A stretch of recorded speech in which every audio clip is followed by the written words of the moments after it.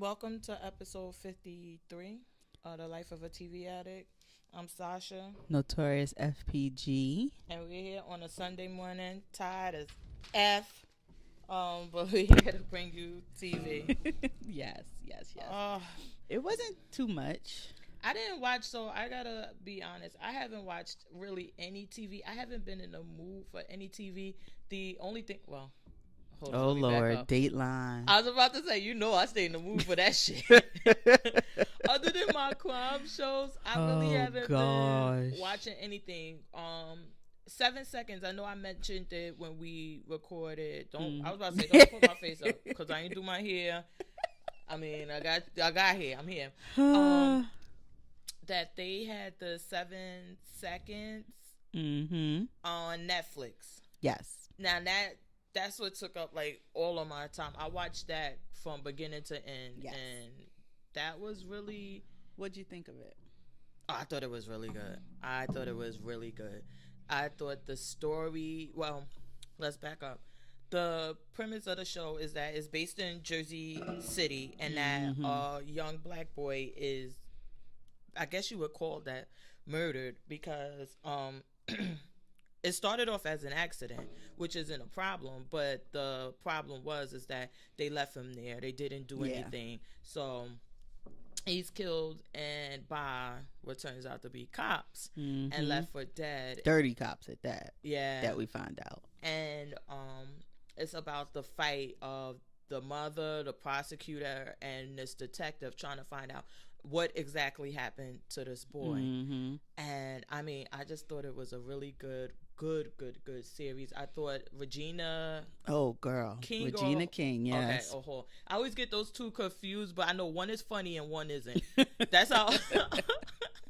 Regina King may be funny. We don't know. She doesn't play funny a lot. Exactly. The other one is always in the Wayans Brothers movies and all that Girls Trip and all of that. So she is like awesome in this movie, which I don't think I could have expected anything less. Right. The only person I would say was like kind of a down point on the whole show was what is this guy?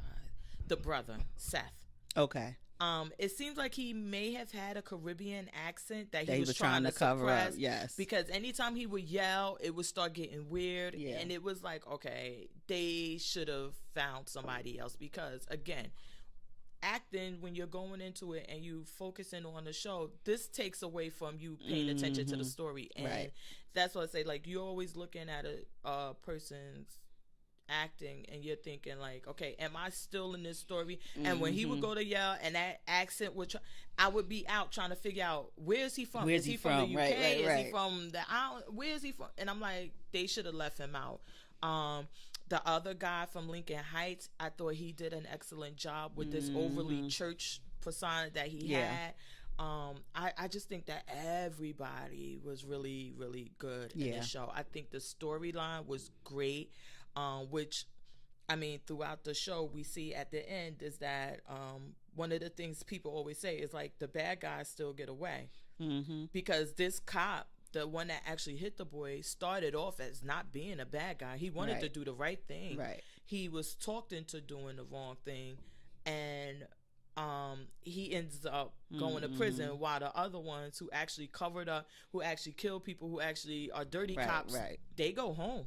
Yeah. And I'm like, I mean, I thought that part of the story was really good. And and it kind of went to the point of, I guess maybe that's what the 7 seconds is about, is that at that moment, he had a choice to make. And the choice in those few seconds changed the course of his life. And everybody else's life. Because like they said, if that boy hadn't been out there for those 12 hours, he may have survived and had some semblance of, a fruitful life. It wouldn't have just been a vegetable. It wouldn't have just been a sitting there and unable to care for himself. Those 12 hours literally made the difference in what was able to be done. So had he just did the right thing, like he said, like, look, I hit the boy, called the cops, had somebody, and then he would have been home with his baby and on. And I think it was also for he had already kind of made up his mind about who this boy was. And I think that was also where the 7 seconds came in. He saw But the he bike. didn't. I don't think he did. I think so, because when he did get out his car, he saw the bike. And according to the story, everybody knew this bike was a gang member symbol. The Bike. I thought you just said bank. I'm like, what the hell? No, the bike that was under his car was a gang. This was the symbol of the Kings. That was all the Kings rode. No. That was not it. It was that the bike was expensive. It wasn't that this was the bike that gang members rode. It was that the bike was really expensive. The kid has an actual tattoo of the gang on him. The kid that was killed? Yes, he has a tattoo of the gang. I never saw the gang what tattoo. Was it called? The crown, the crown or whatever. Kings, yeah. He has the tattoo on him. Oh, I didn't see that. The bike was really expensive, and that's when they go to the hospital and they say, where did he get this bike from? And the mother says, we bought it for him. And then the father says, why did you lie about that? Even in the court thing, the other attorney asked about the bike being a... If you keep saying bike. The bike I was about to say. being a staple of that gang. That was what I took from it. I kept hearing them say it. That when they saw the bike... It was expensive. It was that all Kings rode that bike. That was what I kept hearing. I have to look back because I never all heard 10 episodes. Anything with the what's that? They thought he was so back up to the first part that the cop that originally hit him, he didn't think he was a gang member. The other cops basically said that. They like, oh, he's some banger. Look at him. He on this expensive bike. He got the Timberlands or whatever boots he had. Right. It's like he's some banger that the guy never made. At that, I would say that when he initially hit him and he got out and saw him, he didn't make a decision that this kid is a gangbanger or not. He like, hey, I hit the kid or whatever. It was them who then came in and started saying, oh, he's just some banger. Like, you're going to lose your career over some banger. And then that's what kind of got him. I don't know if it was only that. I think it was so much of the peer pressure also. Yes, definitely. With them trying to say, like, you're not going to lose your career over this definitely, and this and that. Definitely. And, but I thought she had made the determination by the end that he must have went and saw him, because when he told that story about seeing the Statue of Liberty, he couldn't have seen the Statue of Liberty if he had never gotten out of the car and went to the ditch. But we saw that. When he went to the ditch? We saw that. Right, so I thought he also made a determination about who that kid was. He wasn't solely convinced. No, he by didn't. Only the cops. He had those 7 seconds of standing there and turning around and calling his friends instead of calling 911. They weren't his friends. Remember that he was on his way. That was his first day at the new precinct. They weren't his friends. He didn't know them or anything. It's not like he said, oh, let me go call my home. Well, but then he would have called 911 first. But he called them. He called and told them that was his first day. They weren't his friends. He didn't know them or anything. And that's how they got him.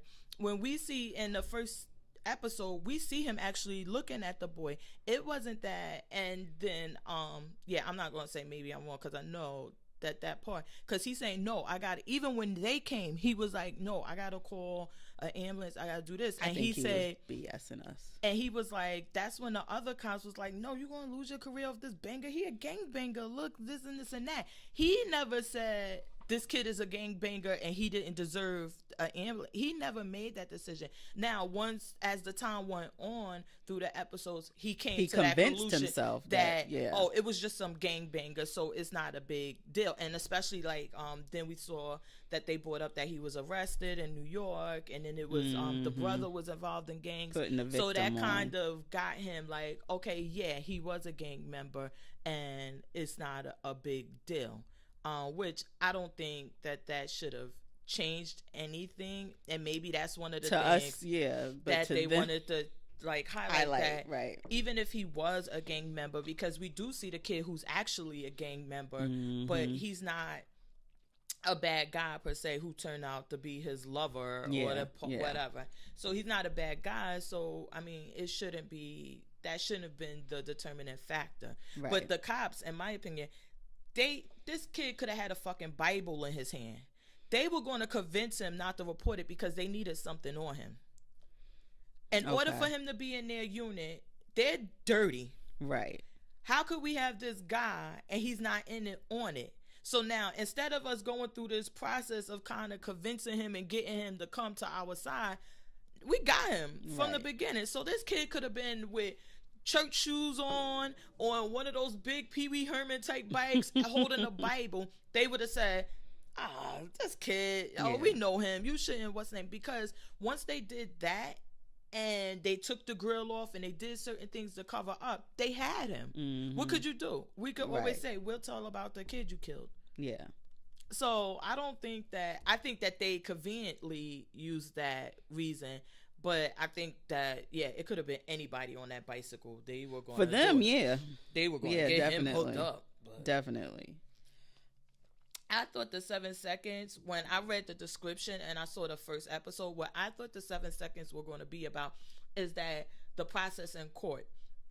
That as we saw, the prosecutor was in court, and these things are like, it's like a drive-through, and nobody devotes but so much time while they're in there, and she comes in there even though she be drunk, but she has a stack of these cases. It's a whole bunch, and she's like, I look at the file real quick and whatever, and it's really quick. And I thought that was going to be that was going to be the reason for the title, because of what's the name.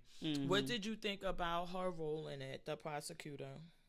I thought it was an interesting side of it that we don't see a lot, because she wasn't so much the what's the word I'm looking for, the devoted prosecutor, as she was a drunk. She was like, just put me on these something. We find out later that something happened, to be like, look, I just need shoplifting, easy stuff that I can plead out.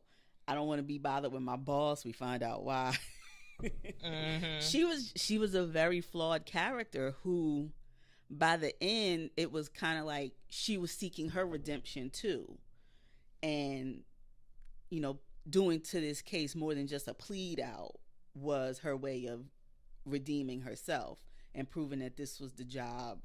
This was what the job should be, not what she was doing before. So do you think that she got to that, do you think she arrived at that conclusion on her own, or do you think it was the fact that when they arrested the first guy, it seemed like she was okay and everything to go, and she told them like, look, he going maybe max 5 years, 5 years, that's it, and she was okay with moving it through the cog, like they call or whatever, right. But it's that when they said like, okay, the chair's back, this, that, he's sleeping under the highway, that it's like, okay, once we find out her story, which was that she had some guy jailed and he had a little, she wouldn't agree to bail, and he had two kids siblings siblings, and they starved to death, right? And were because they were locked in the apartment while he sat in jail for 1 week over some petty offense or whatever. So do you think that once she saw certain things, she's like, shit, I can't do this again? Like, I'm not gonna, now I clearly have evidence that this may not be the guy. Right. That I'm not sure, but it seems that way. So I need to like get my shit together and get it. Get it like, no, because it seemed like that's when she came to that coming to Jesus moment of like, okay, I'm gonna have to really do some fucking work here. And also it probably was a thing of, and I guess I'm gonna assume it's different if you're seeing someone who's coming before you with 85 shoplifting cases and this is number 86, and you're just trying to plead it out, versus this man who they never said he had any trouble with the law before. He just happened to be the one the cops brought to her and was like, oh yeah, we got a tip. And then as a fellow drunk, she knew like, he ain't gonna be in the car wasting no liquor. He ain't gonna be doing this. This is not right. Because even when she did the thing of sneaking him in the Listerine, air quotes, telling him it would help, she recognized something in herself. What's going on at these jails that you could just come in here and give somebody liquor?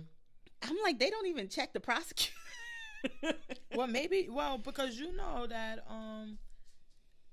maybe they don't to a certain extent, because you can, like, you go through their bag, but she had this on her person. She didn't even have it like pull it out her brief like in her bag pocket, or nothing. It was like she had this in her pocket. Probably and one it of those wasn't things metal, when so you when walk it went through. I was about to say, like, when you walk through, you know how if you work there, I used to work for or whatever, and you walk through, they like, all right, go ahead. Like, your Blistex is in your pocket or something. They ain't gonna make you take all of that out. out. They ain't gonna be patting you down. And I think she just recognized the fellow drunkard and knew like there was just certain things that wouldn't go down for him. He wasn't gonna waste liquor, be in the car all those hours and still have a full bottle. Sitting under that bridge, it's like there was no damage even to his car. So how are you saying he's the guy that hit this kid? You know. So that was the things where I think she wasn't gonna let it just slide. They did everything because even I'm sure the cops knew. Like, look, let's use her. Like, if she gets a case, she ain't gonna do shit. She drunk all the time. Exactly. Let's use her, and this would go. They thought all of that would work to their advantage. Yeah, like, that we'll be able to get this done. Yeah, because apparently everybody knew she was the drunkard. She was the running around the office sleeping with all the married men. Well, sleeping with anybody. She tried to sleep with Fish. So it was like they just figured that would all work to their benefit, and she'd want to get rid of the case as fast as possible. And that she would do it. I think that's what played a part in them choosing her. And I think that a lot of it, which was clear, like these guys, they dirty. They know what to do, who to go through. Well, yeah. And they were really like on it. Yeah, that was I don't want to say that wasn't something I expected. I didn't think they would do it to the extent of he was like, because even she started connecting the dots so early. Like, yeah, this is our top drug team, and they don't arrest anyone. They arrest everyone but the biggest gang we know dealing in Jersey City, unless they arrested them for misdemeanors. So how are they the top team in the city again? Well, because they getting everybody else out of there. They getting all the competition out of there. But I'm like, why would it take, like who else wouldn't see this? Everybody is on the take and ignoring it. I loved seeing my guy from Dexter though, Angel, as the police chief. I don't know who that was. You ever watch Dexter? That was the serial killer, right? Right. Remember Angel, the Spanish guy that worked with him? Oh, yes. Because I saw him. Chief, I was like, Medina. But what was he just on? He was on something else. Shut Eye. Oh, okay. Yes. He plays the gangster on there, right? Yeah. So I liked seeing him, and then it was funny. Like he had to observe all of the cops being interviewed. And whenever he felt like one of the cops was wavering, and it's the one that they showed was the black cop that they were interviewing, and they kept showing him the pictures of the kid, and he was about to talk. Time's up. I've given you enough time for these interviews. Time to go. Yeah. Because he wasn't towing the line of, I don't recall.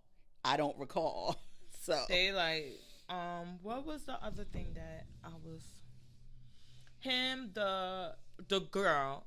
Now that one was like really crazy. The young girl, yeah, the white girl Nadine when they killed. Yeah, her. Fish was not. Oh, that took Fish over. They haven't said if this is going to be an ongoing episode, but I would love to see now Fish is gunning for them over Nadine's murder because he had the one thing was that he knew like she didn't shoot up. So he's like, I know y'all did it. It's just a matter of proving it. And we saw like they basically get off, but I don't think that they're going to be able to prove it. Well, first of all, we know the one who actually killed her, injected her, he's cracking, it seems. The Spanish guy. He seems to be cracking. He's fighting with his girlfriend more. He's sitting outside the other guy's house, just, because showing signs of guilt. Well, no, I don't think he was showing signs of guilt. What the problem was that when they wrote up the letter for their alibi, the main dirty cop left him out of it. Right. And he's like, oh, fuck, you were going to sell me out. Like, I'm the one you were going to put out and let me carry the weight for this. And once he learned that, I think that's when it's not like I feel guilty about this shit. No, I know that now, if it comes down to it, I'm the one they're going to hang this on. It just so happened that they were able to get out of it this time by killing a little girl. But I thought he was showing signs of guilt from doing that. I thought. Because even I thought Fish was seeing, because when Fish kept coming at him really hard, and he looked at him and said, "Oh, you did it, and he looked at him like, yeah, but he told him because remember, Fish was the one who told him about because whatever it is that remember the the dirty cop that he comes up with this alibi for all of them and why they Right. couldn't have been in the area. And Fish goes to him and say, your name's not here. Right. So he's like, basically, to convince him, like, look, they're going to sell you out. And then to get him, like, you need to come over to our side because they're ready to sell you out. But then he, in like, turn, ditches out on making the deal altogether and snitches on Nadine. That's how they found out that she was there. And then Fish had to move her to Long Island with his wife. So he was totally out of the making a deal thing after that, when he saw that the girl was there at Fish's house and they had her. And he killed her because after he had found out about that alibi. Yeah, and because him and he the felt other... that what's the name, that the thing was, is that now he has an option. With that one, he like, oh, I'm going to take the wake because they're saying I wasn't with them. They're trying to sell me out. But then when he see the girl, he like, oh, that's how we could get rid of this. Because if the girl ain't there, then what's the name? And then he was even mad at I forgot. I wish I would have remembered these people's name. He was mad at the head dirty cop because he like, why is she still alive? Like, you should have took care of her. We thinking she's dead or something, and she's still alive. And then that's when he goes to convince the guy with the hat and everything. Like, look, he fucking up. Like, right. And so they basically pressure the lead dirty guy to get Nadine to kill her because it seemed like he didn't want to kill her at all. Right. And he had his own reasons for not wanting to kill her, but he didn't want to kill her. They forced his hand, like, no, you're going to kill her. And I think that the Spanish guy was really, like, heavy on forcing his hands in that because he knew that if she's still alive and anybody go down for this, it's going to be me. So fuck that.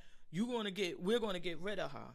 I don't think that it was so much as guilt. It was more like, okay, now I see another option instead of me trying to go against them because now I'm going to be a rat. I'm going to be ratting against other cops. I'm going to be finished out in these streets if I go against them.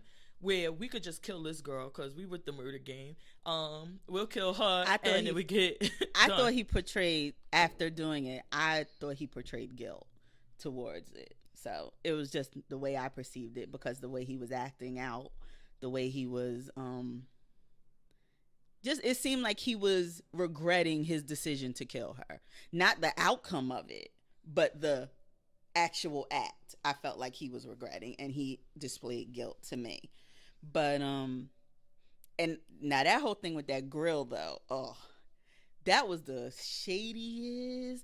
When he's like, oh, don't worry, I got it, I hit it. I'm thinking he hid it in his house to pull it out later. No. You put it in my pool, and the cousin, yeah, I gotta give it to that bitch because she had some gangster lines. Because when they was in that parking lot, and she said, "Hey, Petey, we gonna be just the same because I'm about to kill a kid too." I said, "You know what, bitch?" Oh my god, yeah. When she, I got to give you props for that one. Cause I think that what, she invoked something in me. I think that really got her. Well, she always said she didn't like the husband, the cop husband. Oh yeah, they know. She said something's not right with him, and she never really liked him. What I liked about the show that it showed also is that how quickly these women were down with doing dirt. The dirt, right. Also. How quickly, like, it did not take much convincing for her to tell him, because I think at one point the cop is like, I'm going to just turn myself in and do the right thing. And she's like, oh, no, you're not. He's some gangbanger kid. That's his mother's fault. And all of these other things that what she used to justify that it's okay that your husband killed a kid in the park and you're okay with it, but you want us to, it was like, and I'm this good person. And I was just about to say, and you like, don't have sympathy or empathy even until your life is being affected. So now your husband's on trial, your baby, you have the opportunity to either have been charged as an accessory or being whatever, and you're in the bathroom with the mother. Didn't he tell the cousin she was going to be charged as an accessory? The cousin or his wife? Which one are you talking about now? I was talking about the cop's wife. Oh, okay. I thought we were talking about the cousin still. No. Okay. So yes, the cop's wife, she didn't have any empathy until her husband was about to make a deal. And then she sees Regina King in the bathroom and she's apologizing. I'm like, no, come with that same vigor. I didn't think Keep she that was same- apologizing or anything. She said, for- "I'm sorry." Well, no, I don't think she was apologizing for any genuine reason. I think she was like, maybe if I could convince her that she would kind of go easy. I don't, in my opinion, I didn't see her as doing anything genuine where they actually showed any empathy or sympathy for the kid and Regina King.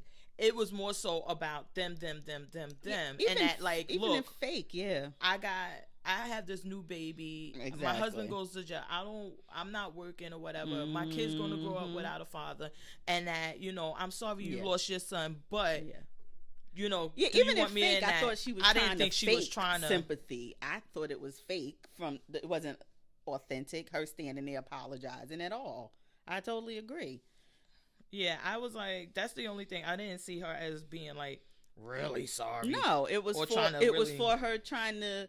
I felt ease her own conscience for how you had judged all the way up until and tried to bring your husband. You know, tell your husband why. Saying, so basically, what you're saying is that you still feel like it was a genuine apology, that there was no other motive with her apologizing, because you're saying that once she saw like that, I don't remember if it was really brought out that.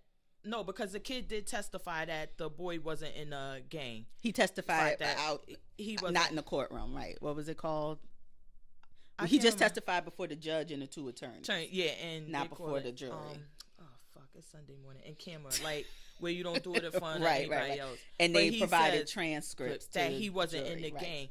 But I don't even see her apology being based on that. Like, oh, this kid wasn't in a gang. He was a good kid. Oh, I agree. I didn't see. But you're just saying. You're saying that. So No, I which think one do her you- apology was not because she felt she was proven wrong. She felt that her life was in the balance, and it gave her some sort of placation, some sort of conscience clearing of the decision she had made up to that point by apologizing to that woman. But I don't think she thought it was going to get her any good favor or make Regina King accept her apology. I don't think she cared about Regina King's opinion on how she felt about her. What? Hold on. I'm trying to order something on Amazon. So maybe I'm getting what's the name? I usually could chew gum and walk. But you're saying the same, you're saying two different things. Again. Okay. Tell me and what so I said. let me make sure that you're saying she apologized after she found out like the kid wasn't in the gang, and that her reason for apologizing was what again? I think she was trying to make herself feel better for the decision she had made.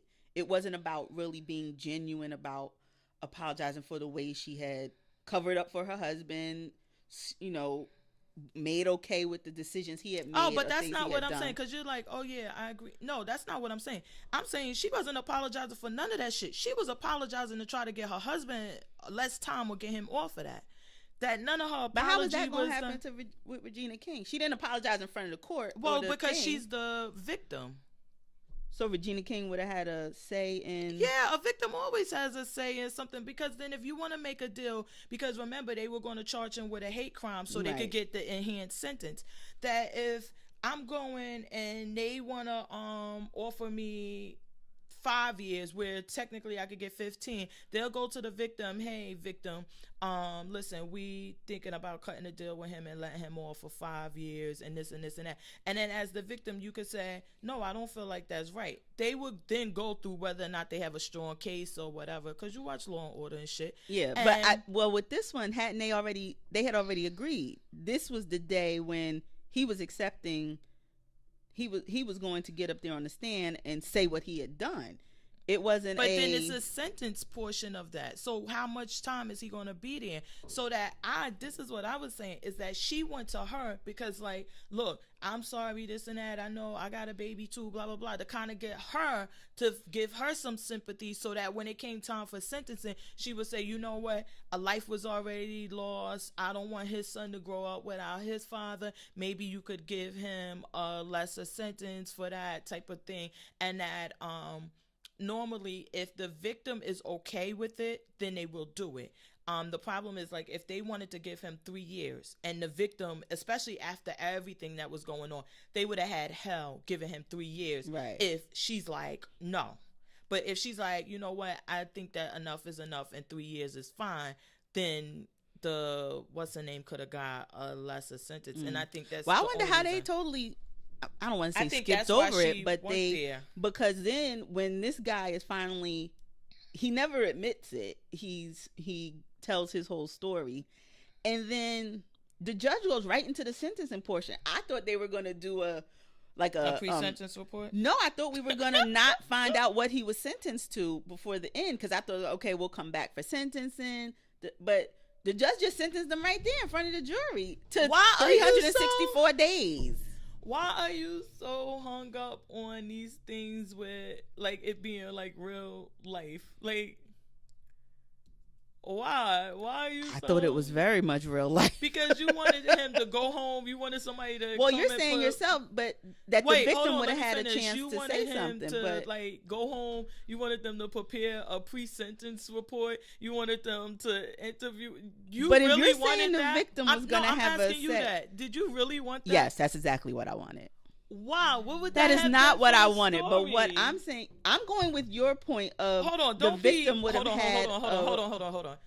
Don't be an asshole to me, because you're saying, I'm literally asking you, like, truthfully, is that because you're saying, like, it just happened right then and there to me. Now, for the show purpose, that shit didn't matter. And I know we had this conversation about other movies and shows. It's like, some of the details, wow, that's not how it really happens. The shit didn't add or take away from the story. So that's why I'm asking you. I'm not trying to be an asshole to you, like, oh, did you want to I'm asking because you're like, well, I thought it would be. So I'm asking you, like, did you want them to show that part of them, like, okay, come back another date for sentencing, and then him meeting with the probation officer to do a pre-sentencing? You really wanted that, and you thought that would add something to the story? I was making my point based on the comment you had just made about the victim having a say in the sentencing. Mm-hmm. So in that same vein, I was saying I was surprised that in them sentencing him, they didn't have that in there of the judge consulting Regina King or anything at all. He just heard the guilty verdict and sentenced right then and there. That surprised me. I thought it would be, a consultation with the victim about suggested, and then the judge just went his own way and sentenced like he did, not him just doing it right then and there, and no consultation with the victim, no consideration for her feeling about what was being offered, what he was going to get, anything like that.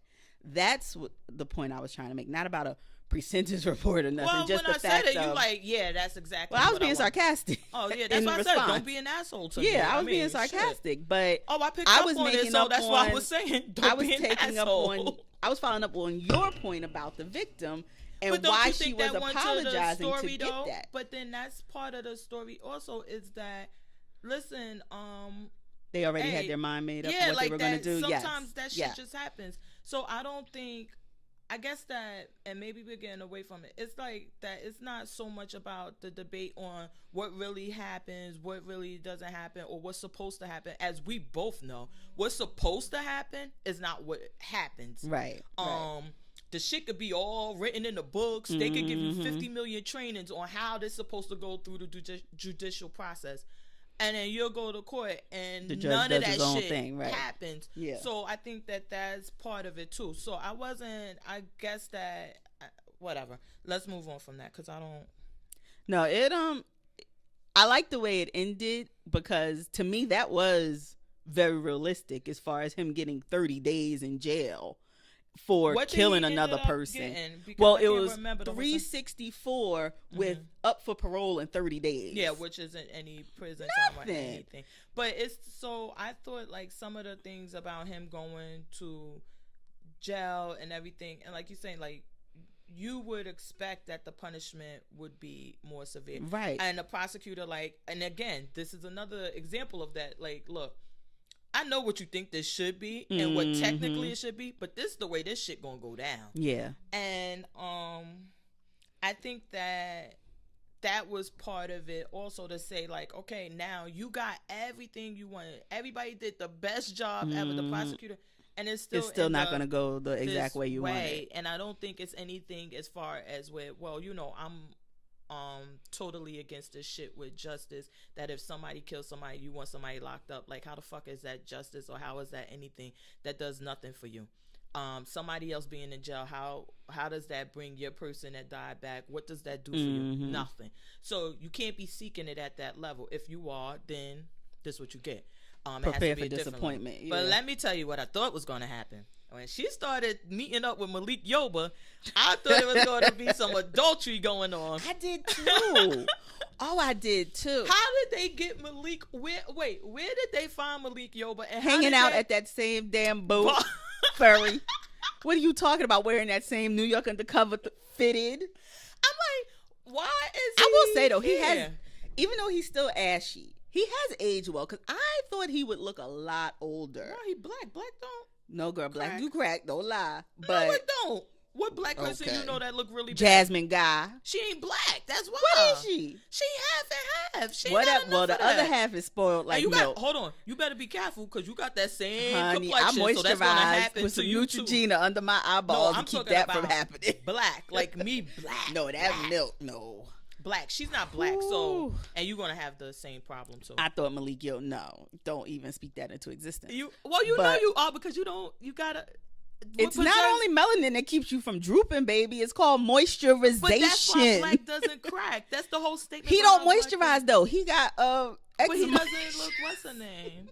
I thought he would have looked worse. He still looked ashy, but he didn't look as old as I imagine. He's got to be in his 50s.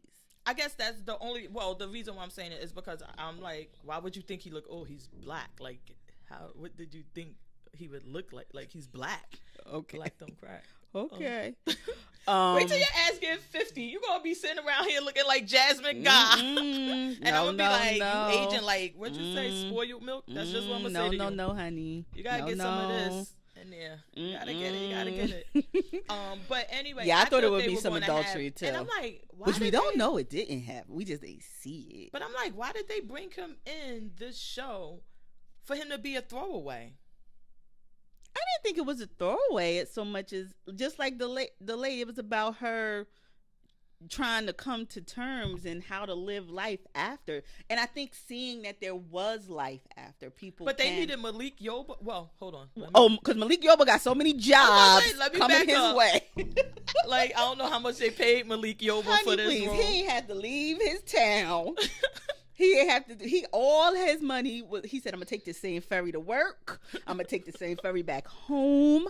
I didn't have to leave and cost me nothing to rent, and I came right." I would have liked for him to at least be the brother or to be somebody. I'm like, this is fucking Malik Yoba, and y'all got him as an extra. Well, he was too old to be the brother. Seth was young. Yeah. Oh well. He was in his 20s. He didn't. Malik Yoba don't look that damn good. No, now. Hold on. Yeah, they could have just made him the brother and say he in his 30s. He could have been. He could have been the drug dealer, Messiah or whatever that was in the wheelchair. I just thought he should have had a more prominent role, being that he's fucking Malik Yoba. We didn't even get into that. What about the loyalty? Because the brother Seth was a member of this guy Messiah's gang. Mm-hmm. He knew the whole time exactly what had happened to the nephew. Mm-hmm. And then the only time you going to tell me is when you want me to go out here and kill a cop? No, he didn't really know. Remember, he finds out when the He tells him to make the alibi for them. No, when the head dirty cop tells him that he wants the other one dead. That's when he finds out who exactly did what and what happened. And that's why he says... But I thought when they established the alibi, he told Messiah, I need you to say we were there on the 5th. We need your boy, whatever, to say we were there on the 15th. Because that was the time when they had But they never said and anything. He put it together right there in the car. He said, oh, if you was over there busting heads on the 15th, nobody was riding through the park. He said it to him right there. But he didn't tell him who it was. He didn't put that... I put it down. It was all four of y'all. It was somebody in your gang. You wouldn't be making up an alibi if it was somebody outside the unit. But when he tells Seth about the guy, to kill the guy, he tells him who. Right. So he didn't know who exactly did it until the guy tells him. But even then, if you telling me it's one of the four, so how do I know which one it is? I can just take that couldn't I have taken that to the prosecutor or something that would have narrowed down her investigation? Well, he ain't a snitch because he didn't go to the cops and say it. I mean, wait, the guy, so Messiah, whatever his name was, with this that weird ass jacket he had on. What? Thank you. Okay, I thought it was me. That jacket was so crazy, right? But all seasonal too. He's not a snitch, and he's not like, oh, here's some information to take to the prosecutor. Once he got down to who actually did it, it was more like, now you can go kill that person or handle your business, the air quotes, because this is the person who actually killed your nephew.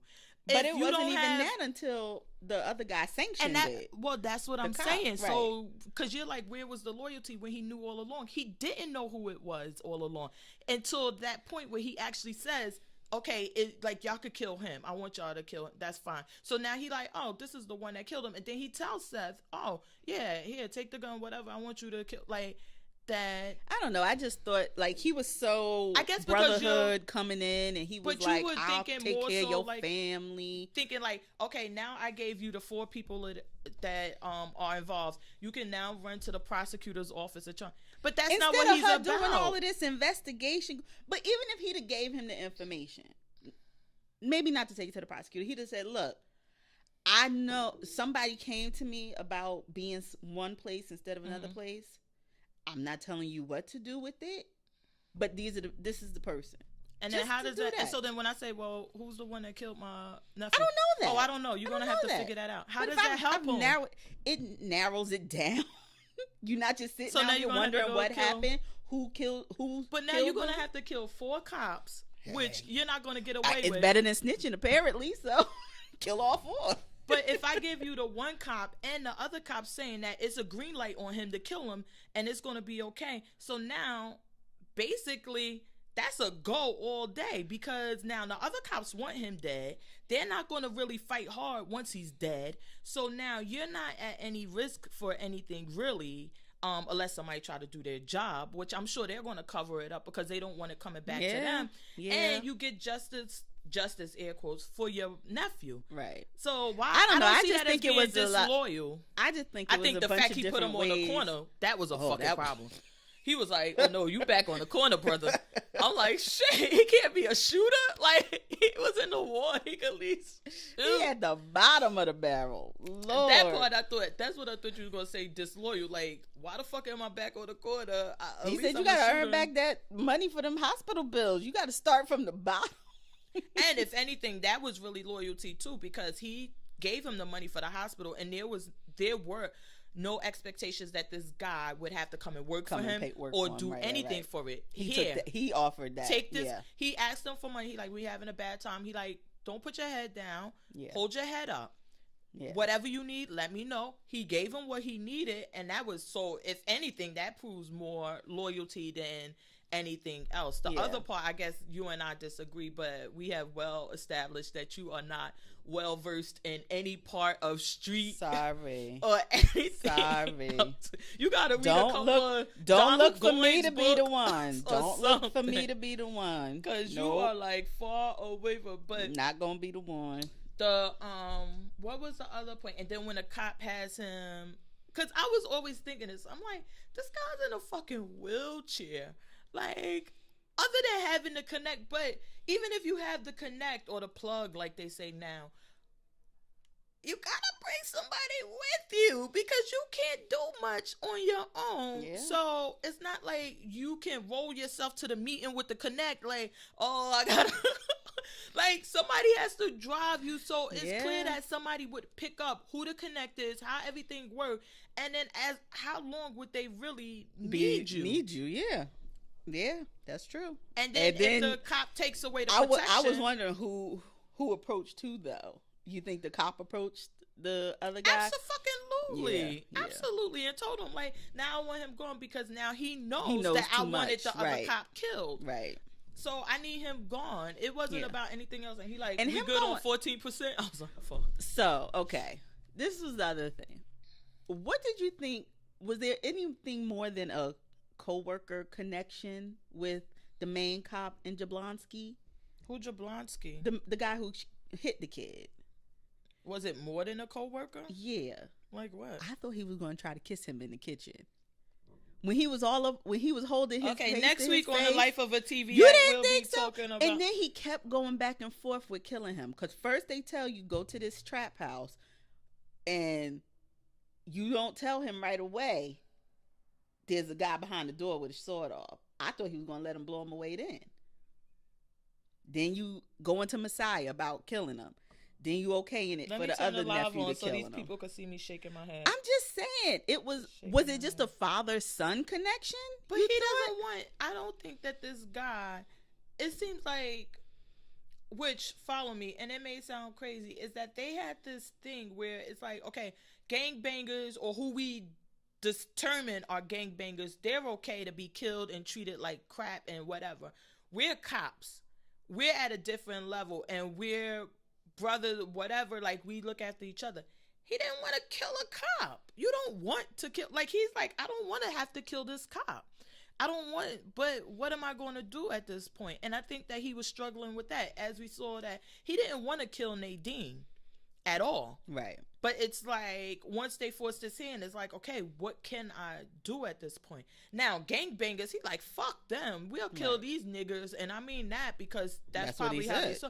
Like, we'll kill these niggas left and right. They're no value. Nobody cares about them. Right. But as far as the cop, I think, yeah, he struggled with, not that he was in love with him. It's just that this is a fellow cop. And now I'm contemplating killing him to save my ass and my other what's her name's ass. And I think that was the whole struggle, not that they were lovers. Well, I don't know, it just came off weird when they was in the kitchen. What did you think about the storyline with the boy being gay? Did you think that was I thought that was the story, that he was coming from his lover's house. Where'd you think he was coming from at that time of morning running through the park? Why did you, so in what episode did you think that he was coming from his lover's house? Episode 1, when the father was saying he's different, and they were trying to convince him why he was saying something about him being, was it the mother saying something about him being, it was something where one of the parents, I thought the mother knew he was gay and hadn't told the father, and he was talking about him being, when they were trying to justify him not being in the gang, and they were talking about everybody doesn't know their children. And they were like, no, my son likes seagulls. My son likes this. My son likes art. So seagulls were the code that he was gay? I just thought he was coming from his lover's house. I didn't think the lover was the best friend. That I didn't see Why coming. did you think? Again, I'm asking. Riding through the park at 7 a.m. in the morning, where hadn't been home that night. So I assumed he was coming from his lover's house. 7 a.m. in the morning. Why would riding through the park? So if I roll through the park right now, tomorrow morning, if I go to Liberty State Park and I ride through on a bike, I'm going to get the same bike. I'm going to put seagulls in the thing. You would think I was gay? Coming from your lover's house. It didn't. I didn't think it was a boy. Like I didn't think it was. No, I asked a specific question. I'm sorry. I asked a specific question. I guess because I just got a pet peeve with this. I asked the question, when did you, because you say, oh no, I knew he was gay. When did you come to the conclusion that he was gay? Not that he was coming from a lover's house gay. I'm going to say, which episode was it? Might have been the 3rd or 4th. I can't remember if it was the 3rd or 4th. But. And what was it exactly? The seagulls, the painting. Equal gay. The painting, making the seagulls. Painting equals gay? It did for me in this episode, in this series, yes. Yes. It did for me. When did you figure it out? Oh, I didn't even think about. First of all, let me tell you. First of all, I didn't think it was necessary to have that storyline at all. I didn't think him being gay was necessary to the story at all. To me, it was just like, let's throw this shit in, like how on the post or whatever, where I say she's coming down the line and it's a whole bunch of women. Right. It's like, let's put this in. Just it changed, just to cover a mark. It changed nothing with the story. Because he could have literally just been in the park, like in the morning. I like to go to the park because I could see the seagulls, and it just been that, and that would have been enough. I don't think him being gay changed anything with the story. The friend could have still said, hey, I let him hold the bike. It was my bike. I let him hold it because we were friends. I don't think that he needed to be gay. I didn't think it was important to the story. I didn't think it changed anything. Even after the fact, it was like, okay, now the father has to come to grips that the boy was gay and he didn't even notice. But what fucking difference it make? The boy dead now. Those type of things. I just didn't think it added anything to the story. Did I see him as being gay because he likes seagulls? Fuck no, because I don't see how you liking birds would equal gay, that you would also like to have sex with men. Him painting, I didn't see that as him being gay, again, because just because you're an artist doesn't mean you like to have sex with men. When a boy came and was like, oh, I want to tell you that I was like, oh, he gonna be gay. That's when I came to that conclusion that was there, because there were really, and again, yeah, I mean, I would love to believe that you really believe or really okay, I would love, but I would hate to believe that. I would hate to believe you as an educated person would think that a person liking seagulls would make them gay. But I would love to believe that you really believe that, instead of just trying to make an argument, just to argue that point.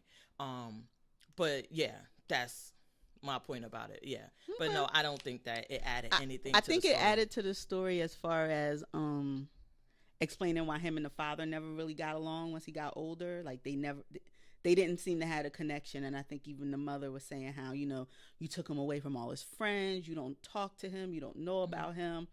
And then him having this whole, like, being this whole religious type, it became evident why his son may have not felt he was able to come to him. And then him having to come to grips with, not knowing your child, not being willing to learn about your child, and why he may not have had that openness with you that he had with his mom. He didn't even have it with his mom though, because she said she didn't know. I was about to say, the thing is that with that part, I thought, because even Seth has said like that the father was kind of closed off to him, and it was so, in my opinion, what the thing was is that the father was more concerned, and he said it. I provide for y'all. I got this house. I got y'all out the hood, right. And that was his focus, was to make sure that y'all were not in the hood, that y'all had a home. He's working double, triple shifts, catching the bus, and that he was so focused on, which most black men are, on just surviving, really.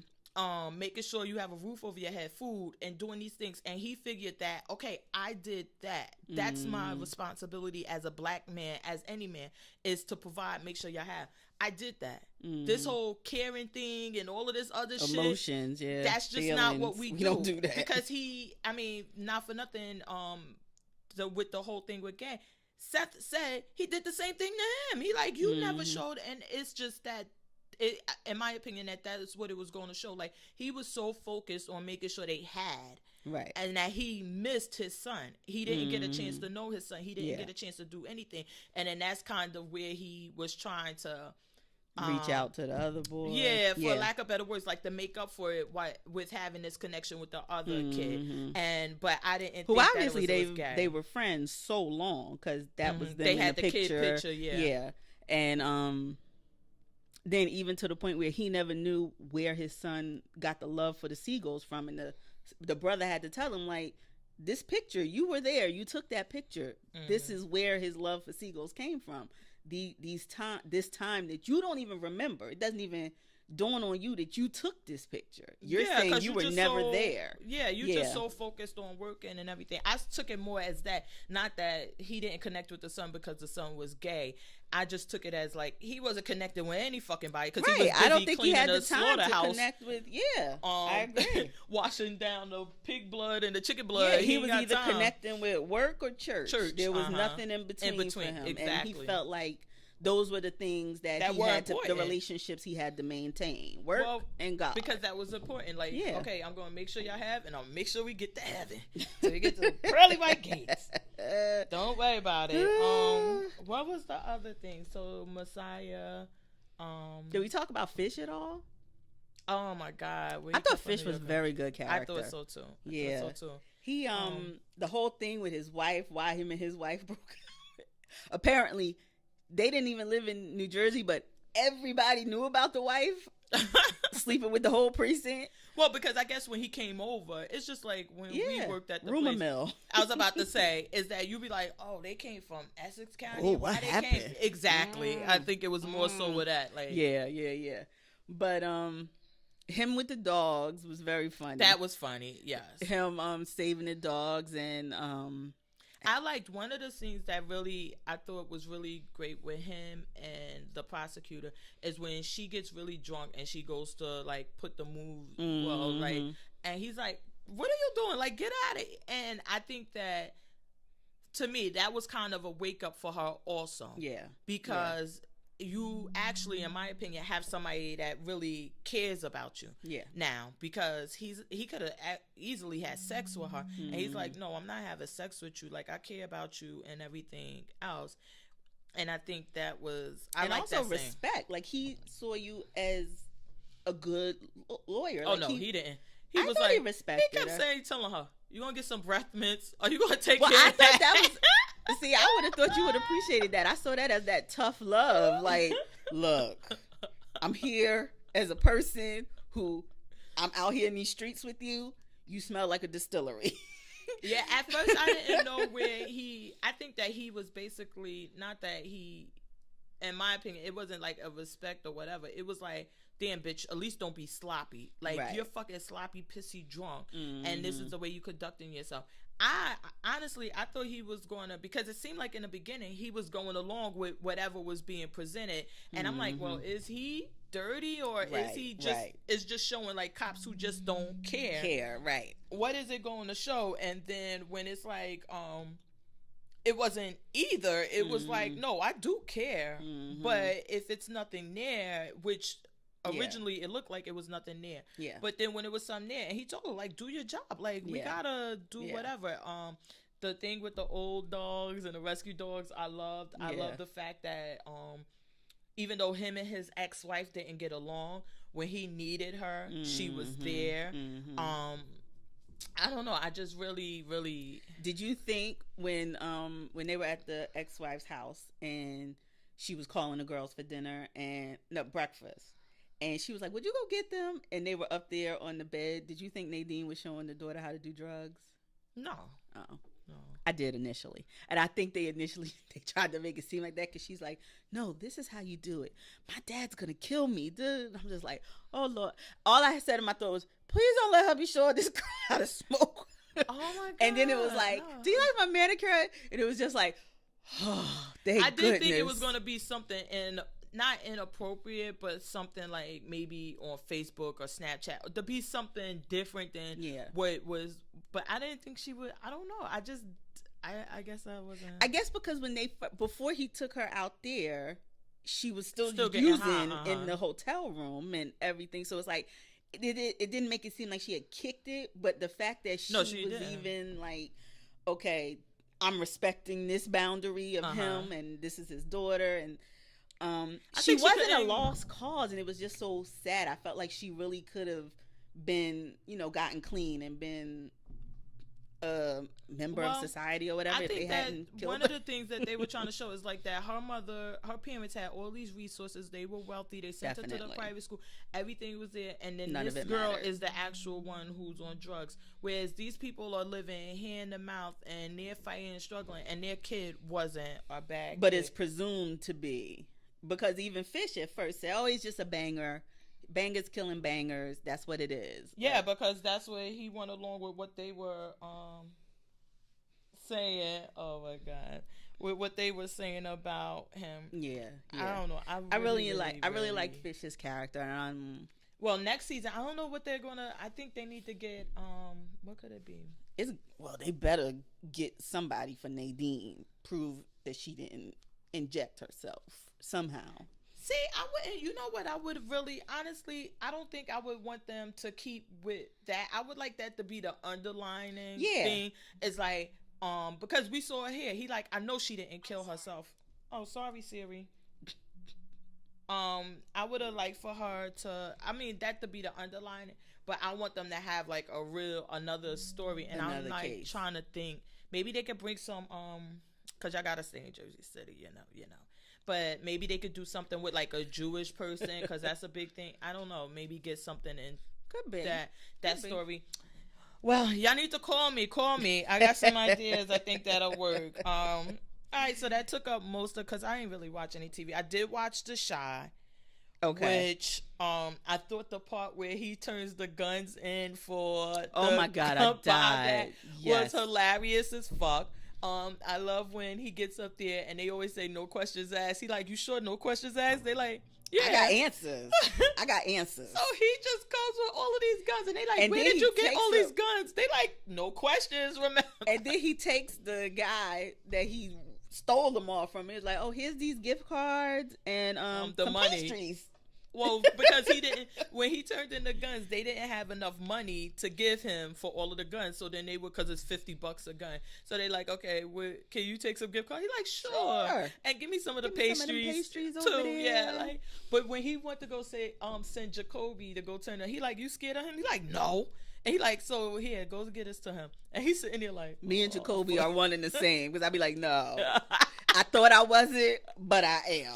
But I like, so no. Because did you think, now when he got him and he initially was like with Jacoby, like, you want to make some money, I was like, oh no, look what you got yourself into, bringing Jacoby. him into the bad fold. Yeah, but then when he has all those guns, I'm like, he want him to sell these fucking guns. Yeah. But then when he take them, I'm like, oh my god. So now it's like his brother Jacoby's, the guy that runs the barbecue pit, what he said is like, you shouldn't have took the money. He's going to do it. Like, well, thus far he hasn't been on that wavelength. So maybe he did change. And then when he tells, when they go and cash the rent and everything, and he goes on, he like, and when Jacoby comes back and say, I can't do it, he's like, I thought he was going to be like, bitch ass. Yeah, bitch and he's just like, no, that's okay. Like, if you want.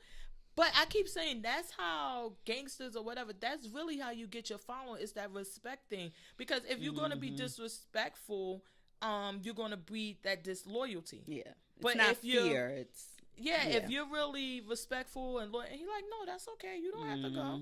I'll go. And he went in there. I was like, oh my God, that shit was. You ain't have to hear a word, hilarious. But you knew it was like, oh, you nigga got played. Oh my God, I thought that shit was really, really, really, really, really, really funny. But then we see at the end they actually hurt his brother. Yeah, we don't know if he's dead or not, but we see him laying on the ground in his restaurant, so we don't know if this is retaliation. We can assume, but we don't know yet until the episode.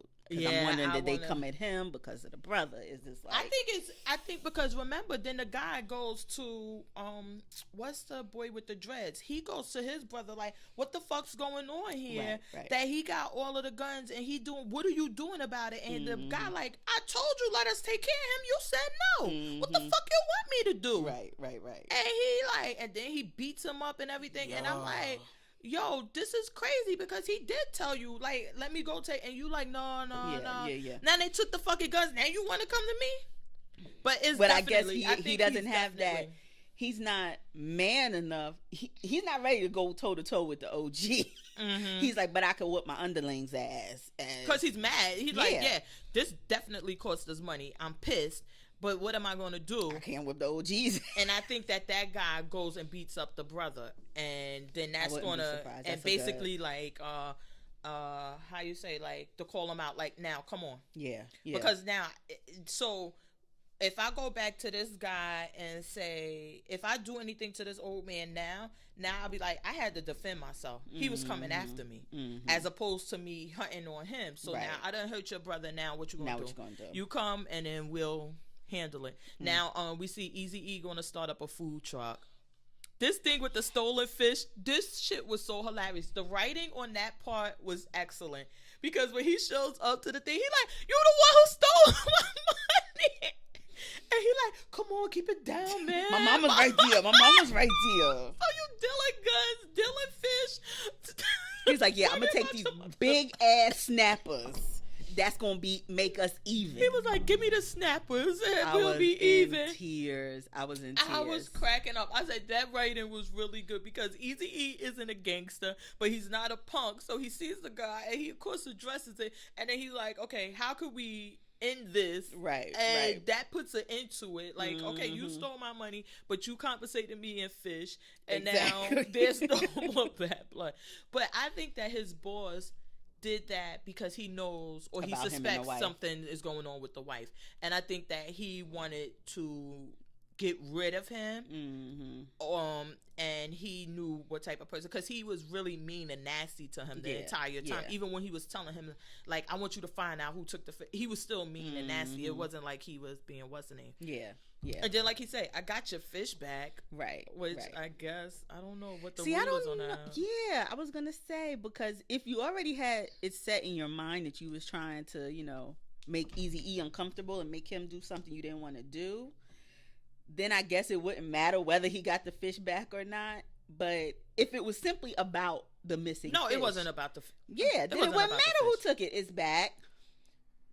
No, I don't know who took it. I got the fish replaced. But no, it was really about Eazy-E making it uncomfortable for him and making him do something to separate him from the... basically because he knew it was his friend. Yeah. And he like, okay, now I'm going to make you fire your friend, which he knew Eazy-E wouldn't do. Right. And so he's like, now I got a reason to get rid of you too, because that's the whole thing. He wants him gone. Yeah. And it's like, well, I don't want to just like, what I'm going to do, just tell him he fired for no reason. I got to get a reason, and this is going to be the reason. And but I think that it was clear. I'm happy that it actually happened, but I think it was clear where he was going with this, that he always wanted to start his own, but then they start talking about the food truck and everything. So he's going to get that started, which is going to be really good. The cousins, I'm imagining the cousins going to be the investor. Yeah. So I like that storyline too. And then I don't know.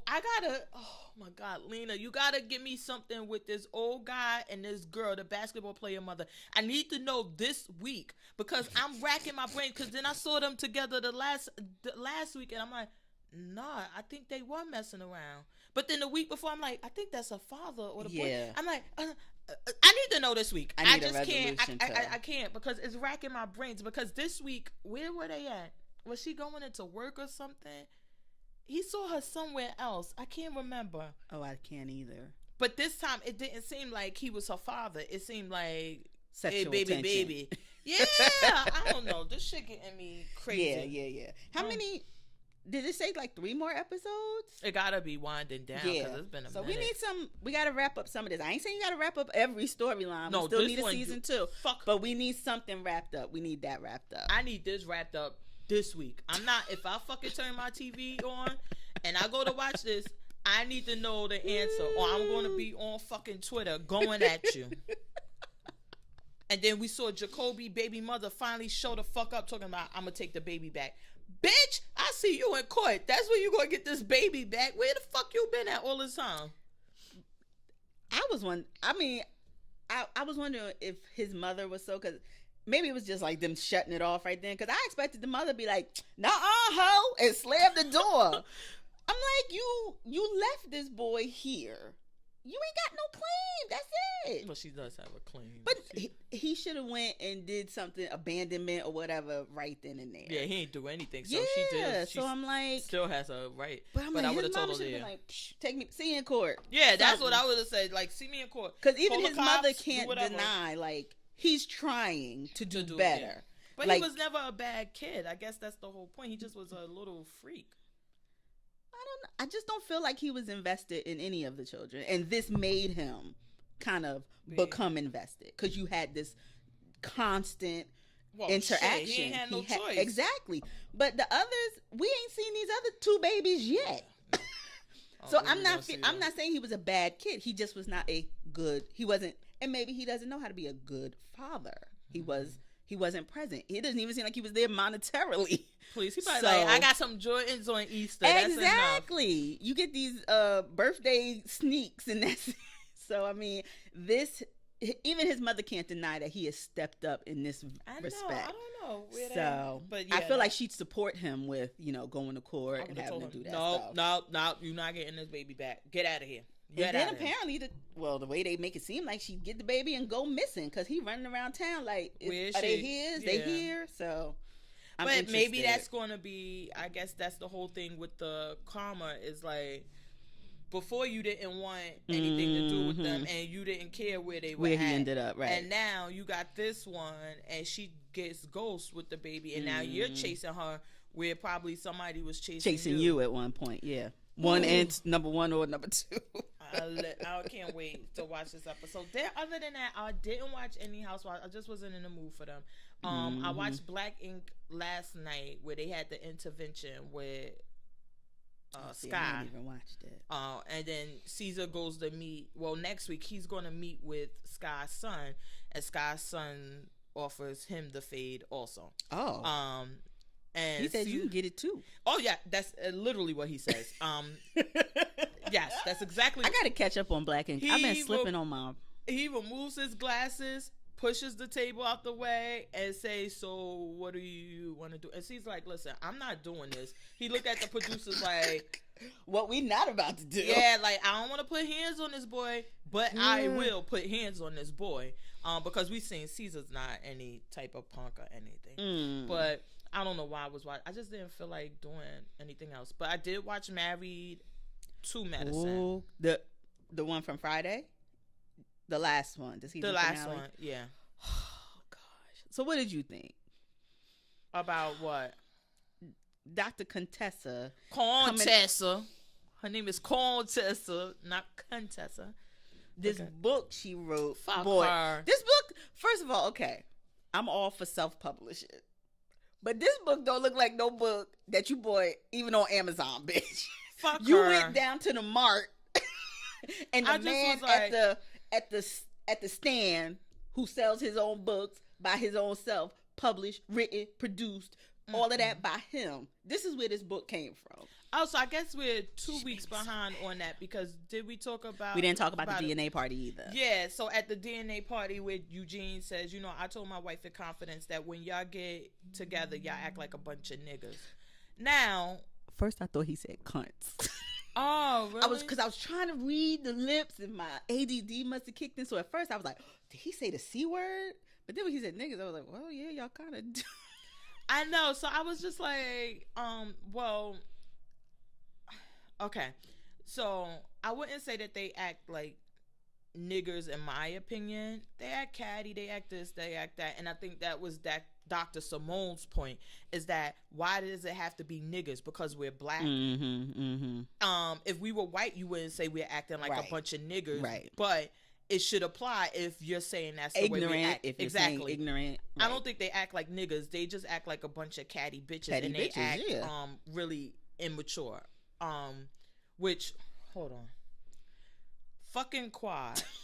I knew it. I am done with her. This is the exact same text conversation I had. I said, I'm over Quad and these made up problems. First of all, Toya says, she said something about working with BCBG, and Toya said, well, they filed for bankruptcy recently.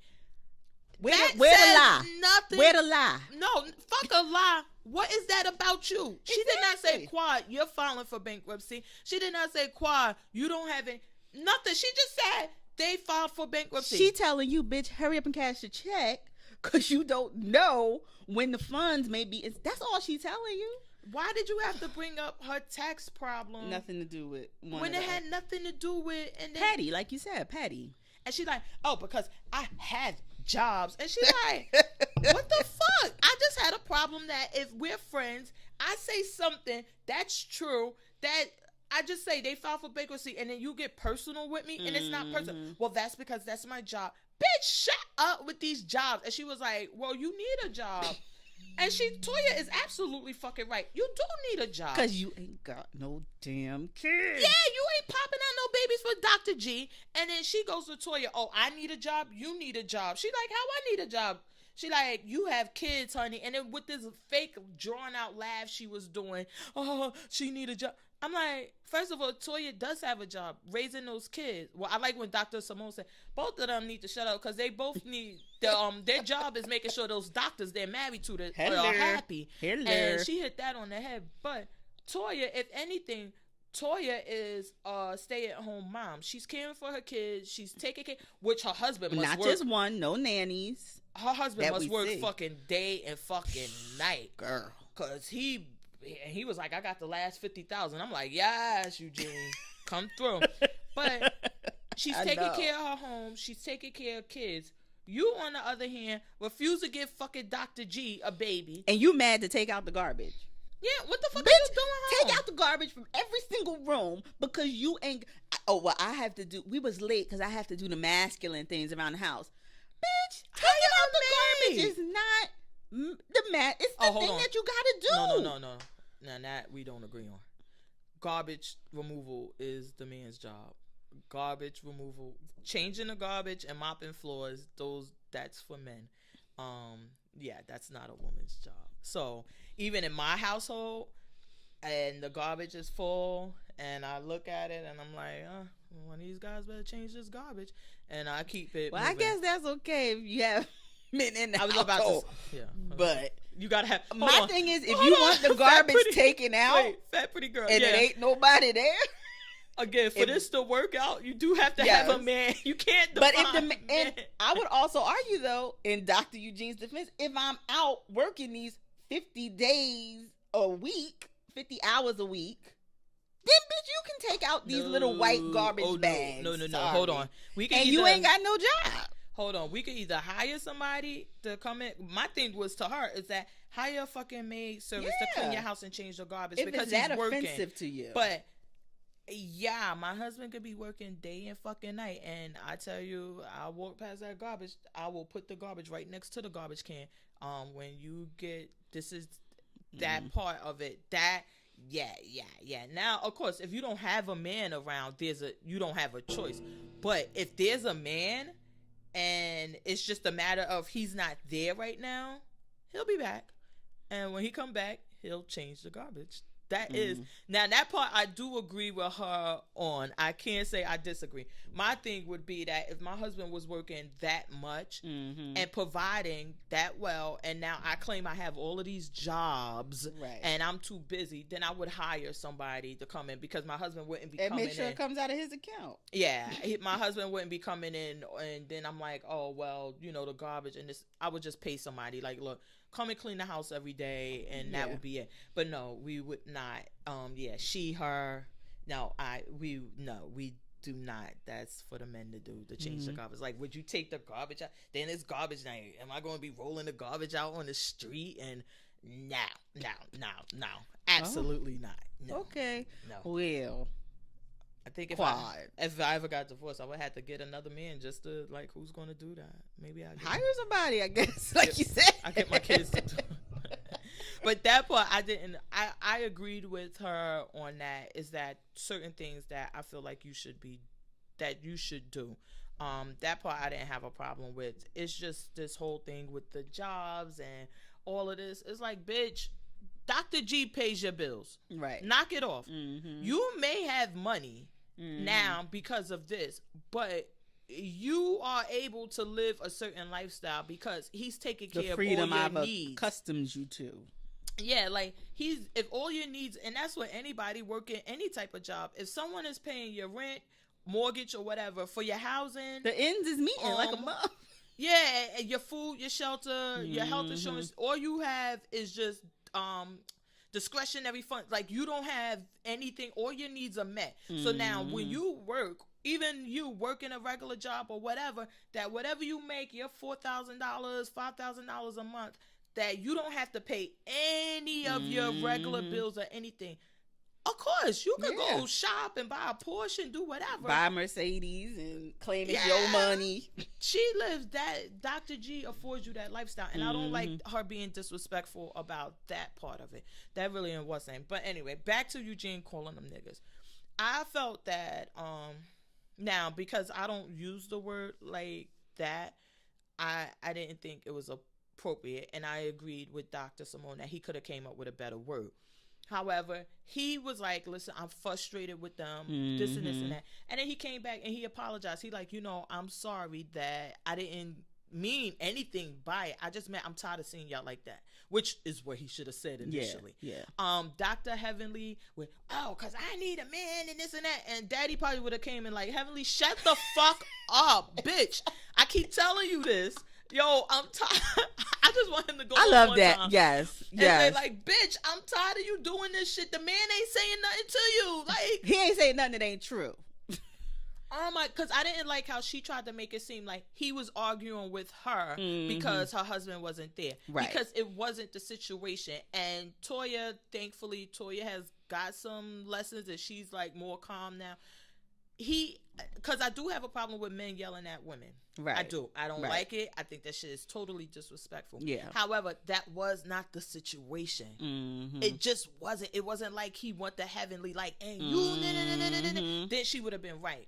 Right. He said something, you responded, and he's trying to explain why he feels that way. He's never being disrespectful to you. He's never doing anything. And for her to blurt out, oh, I need a man. If a man was here, I didn't like that because you were putting your husband in a position to think that his wife is being, but I guess daddy is so probably, he like, listen, I know my wife be with the bullshit. Like, don't worry.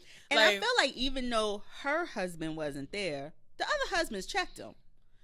Oh, they said Cecil, you should have said, yeah. They said, like, even Curtis's ass, who stayed in the doghouse, yeah, they was all like, did that. You said something that was wrong, and we're not leaving here. You need to go back out there and apologize. Yeah, the but husbands checked him, and I didn't like how even she on did behalf that. of Heavenly, your husband wasn't there, but they know Daddy probably would have had the same reaction of, you need to go out there and apologize to yeah, I just didn't like how she did that to make it seem like it was something that it wasn't. So, but he apologizes. She's not there for the apology. Then Eugene, being Eugene, which I love, he goes to the party and still he finds her and say, "Listen, you weren't there when I climb did my it. big ass on this couch. I'm gonna go up top because y'all don't want to make no room for me because y'all angry." Like, you weren't there, but I apologize to everyone, and I feel like I should apologize to you. And I'm happy that she accepted it or whatever, because I'm like, what more could this fucking man have done? I mean, that is the appropriate thing. And I love when he was like, come on, Toya, you got this fried fish, fried shrimp. Yeah. But you now, couldn't have got me nothing. He was like, I'm all lightheaded. You finished talking. I'm lightheaded. Contessa. Yeah. I felt like even at the event, she didn't seem to have to take much issue with it. And then it seemed like after she quit her job, she like, okay, I gotta make sure I come back next season. Now. No, I gotta make sure I come back next season because now we ain't got no income from this other hustle. And when she bought the book, I felt like it was her trying to have a moment. And then I like when Mariah, because Toya was like having no parts of it. She was ready to go, but then Mariah saying, "Listen, ready. Toya, why don't you just apologize on his behalf, this and that, and then handle it, and then take the book, and then that way this could be done." But what was weird and funny about this is that Mariah said the shit right in front of Contessa. It wasn't like she said, "Toya, let me pull you to the side." And then she gave her a look like, you understand what I'm saying, right? Just right here. Toya turns around and says what Mariah said, and they were okay. I'm like, wait. I loved what? it. Because she saw Toya was not for the shits. She was like, no, what you're not going to do is give my husband no book about it. Yeah. But then I thought Contessa too, I didn't mean to cut you off, but I thought she was trying to like dig on Toya. She doesn't understand. No, she just doesn't understand. She was trying to have a moment. She's not dumb. She gets your point. She understands. She just wanted to have a moment. Yeah. I thought that was all that it was, is that she had the moment. Now, what was shady as fuck? And maybe, okay, so it's like slight T, all fucking shade is when she walked in. It was like, ain't this the dumbest shit you ever heard of to Dr. Simone? About the party for paying off the taxes? Like, she was like, ain't this the dumbest shit you ever heard of? Like, who throws a party for doing what they supposed to do? Bravo. I was like, oh, no, I could totally see Toya doing it. Oh, no, I could too. But Toya, I can totally see her doing that. And then I'm like, even Dr. G, even he was like, yeah, we need to have a party. We need to celebrate. Because Quad had just made this whole comment about your thing. So I think even he was ready to like, yeah, let's let them know we back in the black. Well, I don't think it was also, I think it was another part of that. You have to imagine what that relief was, because God bless Dr. Eugene. Like he said, he was working out of town. He was spending nights. He was working hard. And now it's like, I think that that kind of got lost, that it wasn't so much that we paid off taxes and we paid our bills and that's what people supposed to do and while we saw. It was more so like now I'm free from that. Right, I don't have to right. spend weekends away from my kids. That, my family, right. I'm free from that burden. Yeah. And I think that's what they were trying to celebrate. Yeah. It just didn't come across Yeah, that way. But when she said that, I'm like, oh, let Yeah. them know how you really feel. And then, I mean, and who was she talking to? Simone? Dr. Simone. That was like, yeah, it is kind of the dumbest shit. I'm like, Yeah, she was like, but Simone was being right, because she's basically like, you have financial problems, you pay it off, and then the first thing you do when you get back is throw a party. Right. Which, but, because now, again, this is not any certified, qualified, I ain't even qualified to get this opinion that I'm about to get. But in my opinion, I thought it wasn't that they didn't have money. It was just that they weren't, which I'm sure other people have, is that this issue with the taxes. When you're working for somebody, it's easy. They take the taxes out for you. All you got to do at the end of the year is file the report. When you're not working for somebody per se, because I don't know if he's salaried like a W-2 contractor or a contractor, thing, right? And you have to keep all of this shit together and then make sure you have the money to pay the taxes and this, and I think that maybe that's where they got caught up. And then it was like, okay, well, now everything's right, but it's $150,000. And then, I mean, it's something to be said for, yes, this is what you're supposed to do. You're supposed to pay your taxes. But it's something to be said for congratulating yourself for being frugal and being able to stick by it and do, get your, like, they stuck to a budget. Like you said, he worked hard. I thought that's what they should congratulate on. The fact that he was now, because in my opinion now, he's free of not having. So even if he chooses, like, okay, I'm going to still work this much so we can have some money, and say, I don't have to. Right. And I'm sure he lost a lot of time with his family. I was just about to say, some people sacrifice, scrape, and it's just to make the ends meet. So the fact that there was a goal, they met the goal, they stuck to it, the timeline, getting it done.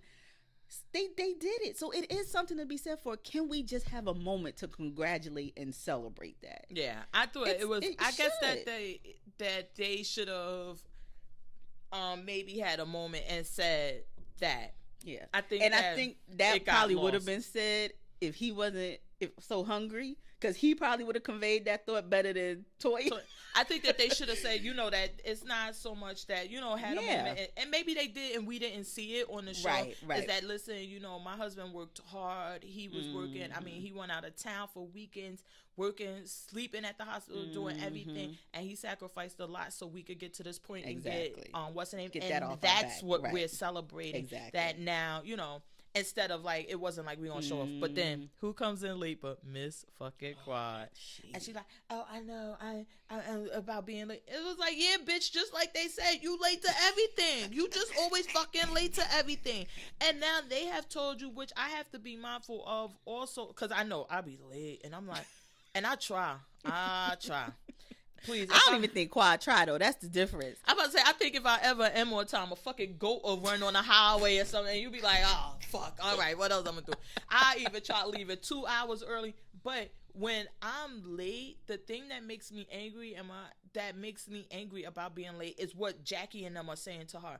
I feel like I don't want this to be in a reflection that I don't think your time is valued. Your time, right? Like, it's not that. And it's one thing, okay, if you're a few minutes late here and there, or you got, okay, but if you're hours late all the time, it can come across, and they have told her, we feel as though you don't value our time. If that's my friend, definitely I'm making more of an effort to be on time. It's just funny to see how women deal with it, though, because the same topic we had with Real Housewives of Beverly Hills. And remember, it's been an ongoing thing with Teddy and Dorit about, you had me waiting for 45 minutes. Well, honey, it was just 15 minutes after our designated time. No, we said that, like, it's just funny how, Quad is taking such offense to it, but Teddy and Dorit are going back and forth, and it's like, it's not involving any of the other girls. It's really just them two having this agreement. When she had Simone waiting for 45 minutes, I was like, first of all, Simone, you could only be doing this because Bravo is saying you have to wait until she actually comes. Because you would leave after 15 minutes. You would be like, girl, we got to reschedule. Yeah. And leave. But I'm you get a grace period, and I'm in 15 minutes. my personal life, it's really like, did you let me know?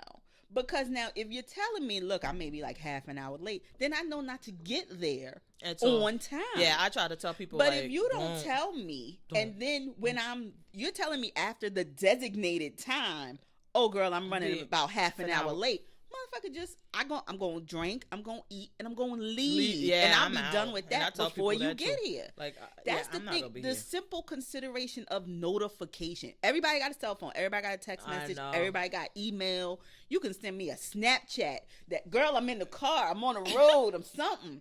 I think but that's just what they ignoring had it. That's what Quad, I have a problem with her. And I was like, oh my God. But then I thought that one of the funny scenes and this was this week, when Dr. Simone takes her son to the restaurant because he graduated, and this chick, I don't know why they let her work, dressed this way, but she had on this tight shirt with leggings, and she did, and her sons are looking, and they can't stop looking and laughing. But then the youngest one, she bad as hell. I'm like, this is what bad as hell in Atlanta looks like? She didn't even have no big old bubble butt like I expected.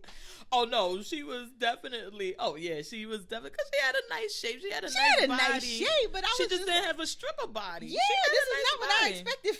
I guess when she turned around, I was waiting for when she turned around her to knock the water off the table or something. God. No, I thought that, and he was like, I thought that was the funniest shit, because they try not to look, but they keep looking. But they absolutely right. That youngest one gonna be the problem, because the oldest one, he is nerd personified. Because every time he just look at his brother like so goofy, and the brother the one that's gonna be the player. He was looking like, I'm about to get her number. What? He like, yeah, I'm gonna eat your cake too. My cake. They gave you cake, I'm eating your cake. Oh my God, that scene was so funny because they were just so uncomfortable. That one, and then oh my God, the scene with I thought Dr. Simone and Cecil were going to be the ones where it was like this explosive end, because now we learned that she did actually file for divorce, and we're going to see on the reunion how that kind of plays out there. I wonder, did they tape the reunion before they announced? I don't know. See, that's where I hate watching these reunions, when you tape the reunion and then the next day announce you're filing for divorce. So you're taping this whole thing with this. Oh, and they probably figured that. I mean, I'm sure they do something with the time. Like for me, if I knew I was going to file for a divorce from my husband, I'm on a reality show. I don't want the other people to bring it up at the reunion and then discuss it. Then I'll be like, okay, after we finish, then I'll file then. And in that way, now we got to wait a whole few months until taping again. And then maybe it won't be, that big of an issue. But Quad and Dr. G, I was like, it's awkward. It's awkward. For her to be 36, black don't crack, but she needs to lay off the wigs and the makeup, because she does not look 36. Oh. Yeah. I'm like, she younger than me, but she looked like 45, unless she's lying. They're just so, like, in a way, I'm like, I feel like the animosity is from him wanting a family, but in the state that they're at least portraying now, I'm like, y'all don't need to have kids, because y'all are just so mean to each other. Like, I don't know if that would help it, really. I think that what happened is that this hoe got money, which we've been talking about episode with every reality show. Once they get that money, it's a wash. Yeah. He could have had her pregnant and made her have this baby if they were canceled after season 1, right? Or if it was something like that. Right. Now, when she could get bookings and do all of this and do all of that, she is not having no baby by no Dr. G. And she fucking partying with Future and them. Like, just let it go then. Like, we done had housewives with no husbands. So can't we have Married to Medicine with no Married to Medicine? Would that cancel her out of the show if they was divorced? Without her husband? Nobody. And then we also got Real Housewives with no husbands, no boyfriends, nothing. We have to also look at the fact that it's one thing that a guy may see you out and like, okay, I want to get with you and I want to be with you, but are they going to be willing to support you and provide this level of financial support that you have, which allows you to live this lifestyle? Are you going to be able to get that, and how quickly? Because or are y'all going to divorce? Well, I guess if they divorce, he would have to give her something.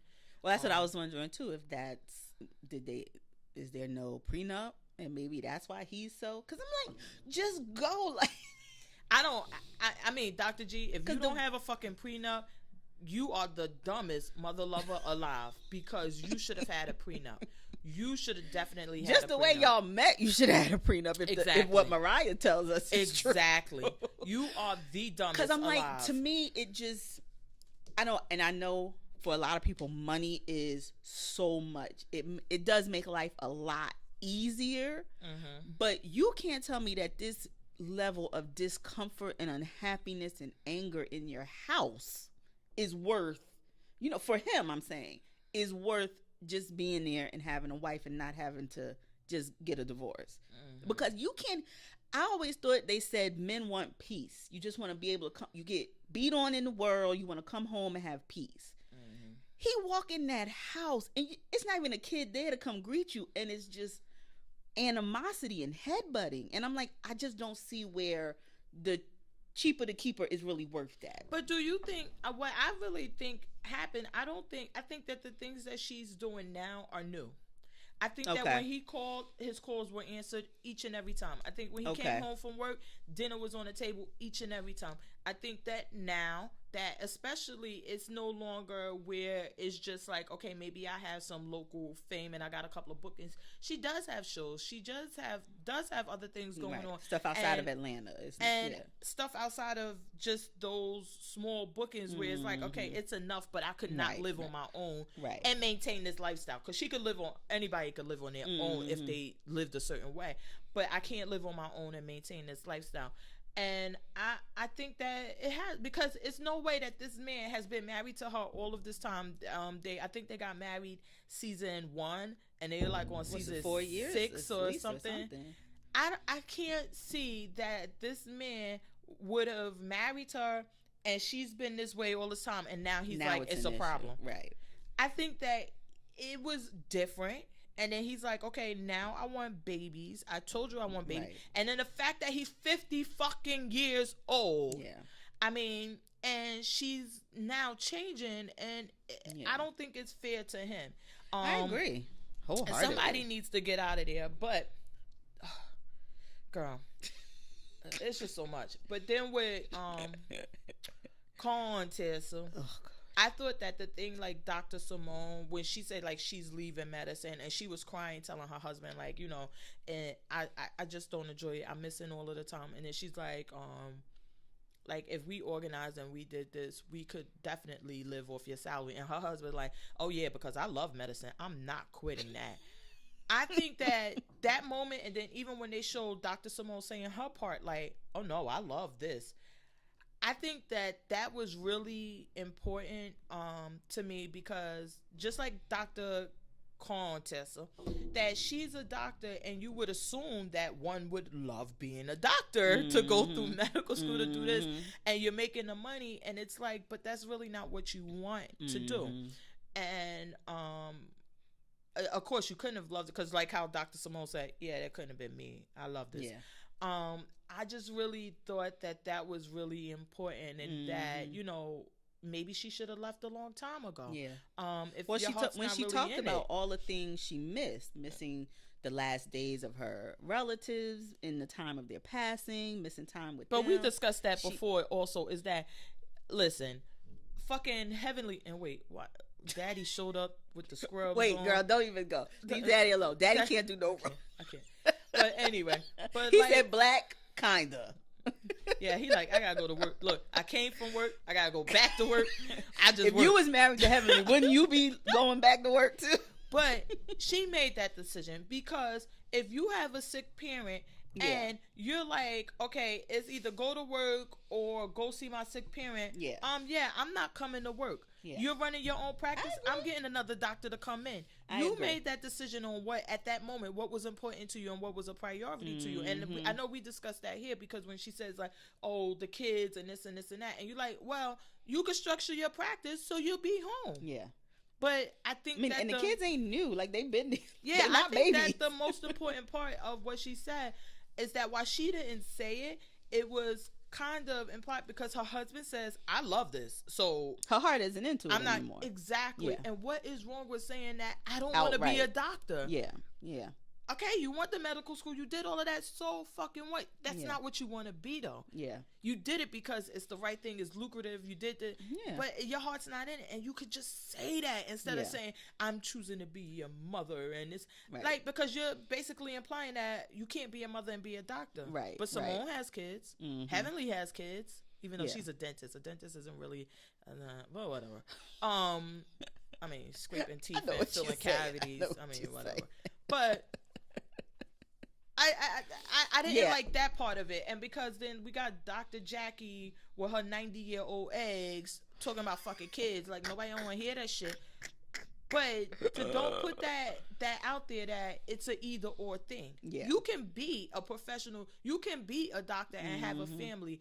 It's just how you organize this and what you prioritize. And maybe she wants this time away to find what she misses about it again or something, but like her children aren't babies, so it's not gonna be too long where they'll be having activities after school and and it's not gonna be like you have to be there to let them in and all that kind of stuff. So maybe this time, because I mean she had who was the nanny? What was his? Donnell Jones' mama. But I mean, you missed all of this. You missed a lot with her being around, and now you can still do these things though, because some doctors work one day a week. you join a practice and you like Wednesday is your day to be in the practice. That's the point I'm trying to make, is that doctor is like having a trade as a plumber or something. You work when you want to. Exactly. Yeah. I go in, I'll do this, I'll do whatever. You can even sign up at the hospital. Hey, I'll go check your patients on this day. You could be they down in Atlanta with all of the celebrities. I'm a private doctor now. Concierge doctor. I only do you when you need me. I come to your house. Yeah. I mean, it's so many other things she can do. And hell, Eugene gonna free up some shifts now at these other hospitals. So it's gonna be at least a shift you could take somewhere else. You ain't gotta commit. Just take a shift at a hospital. But I think that because that's the point I'm making, is that she just she's not being true to herself if she won't admit is that I don't love this. My heart this is not what I want to do. And I just didn't like that she was trying to put it off on just And I'd be interested to see, Bravo is shady. We think we shady, but Bravo is the queen of shade. And a lot of times, I wonder if there's going to be an exploration of her taking this time off, the pressure that puts on their marriage, if the husband has to pick up more shifts, if he has to work more to cover the ends. You know what I'm saying? Well, because the way she made it seem is that they could, like she said, is that we have a lifestyle that require both of our income, and this is why we live so glamorous. But we could still live and have a decent lifestyle on just your income. I wonder for how long. Because, I mean, do you plan this out for 3 years, for 5 years? Okay, for right now, you quit Tuesday, and Thursday we still good. You know what I'm saying? I was thinking, so I'm just wondering how long. I was taking it more as so it's like, with anybody, is that, okay, maybe if one person, well, shit, I worked with a girl, and she said, honestly, I really don't have to work. My husband takes care of all of our bills at the house and the needs. What I pay for is my car. Because I wanted a newer car, so I pay for that. And then the rest of my money is that. So, could she quit her job? Yes. And they would have this. But then she's like, but I wouldn't have the extra money that I have, my own money. Right. I wouldn't have the money to go out whenever I want or to buy clothes. So, it's just a matter of cutting back. Now, that's on their level, on somebody who's working a regular job level. Right, exactly. Now, I could imagine on their level, it's like, okay, so maybe... she has the Bentley now. I was just about to say maybe she can downgrade the car. I was about to say, yeah. Like, so now we're not driving. Instead of riding a Bentley, we get a BMW or something like that. And instead of going on vacation 3-4 times a year and staying 10 days or 5 days, we'll go once a year and stay 10. And maybe they have rent. I know down there it's good. A lot of people have rental houses they rent. So out, that's what I'm saying. Like I didn't take it as so much as that he would have to pick up extra shifts to make up any money. It was just a matter of them like, okay, now we need to like kind of cut back. Now they're cut back and I will cut back. Two different things. Yes. But the kind of cut back so that we're like, okay, maybe I go to Saks or I shop here and I go shopping 3-4 times a month, and now it's going to be once a month. And things like I took it more so as that because he never said like I need to pick up extra shifts or anything. Right.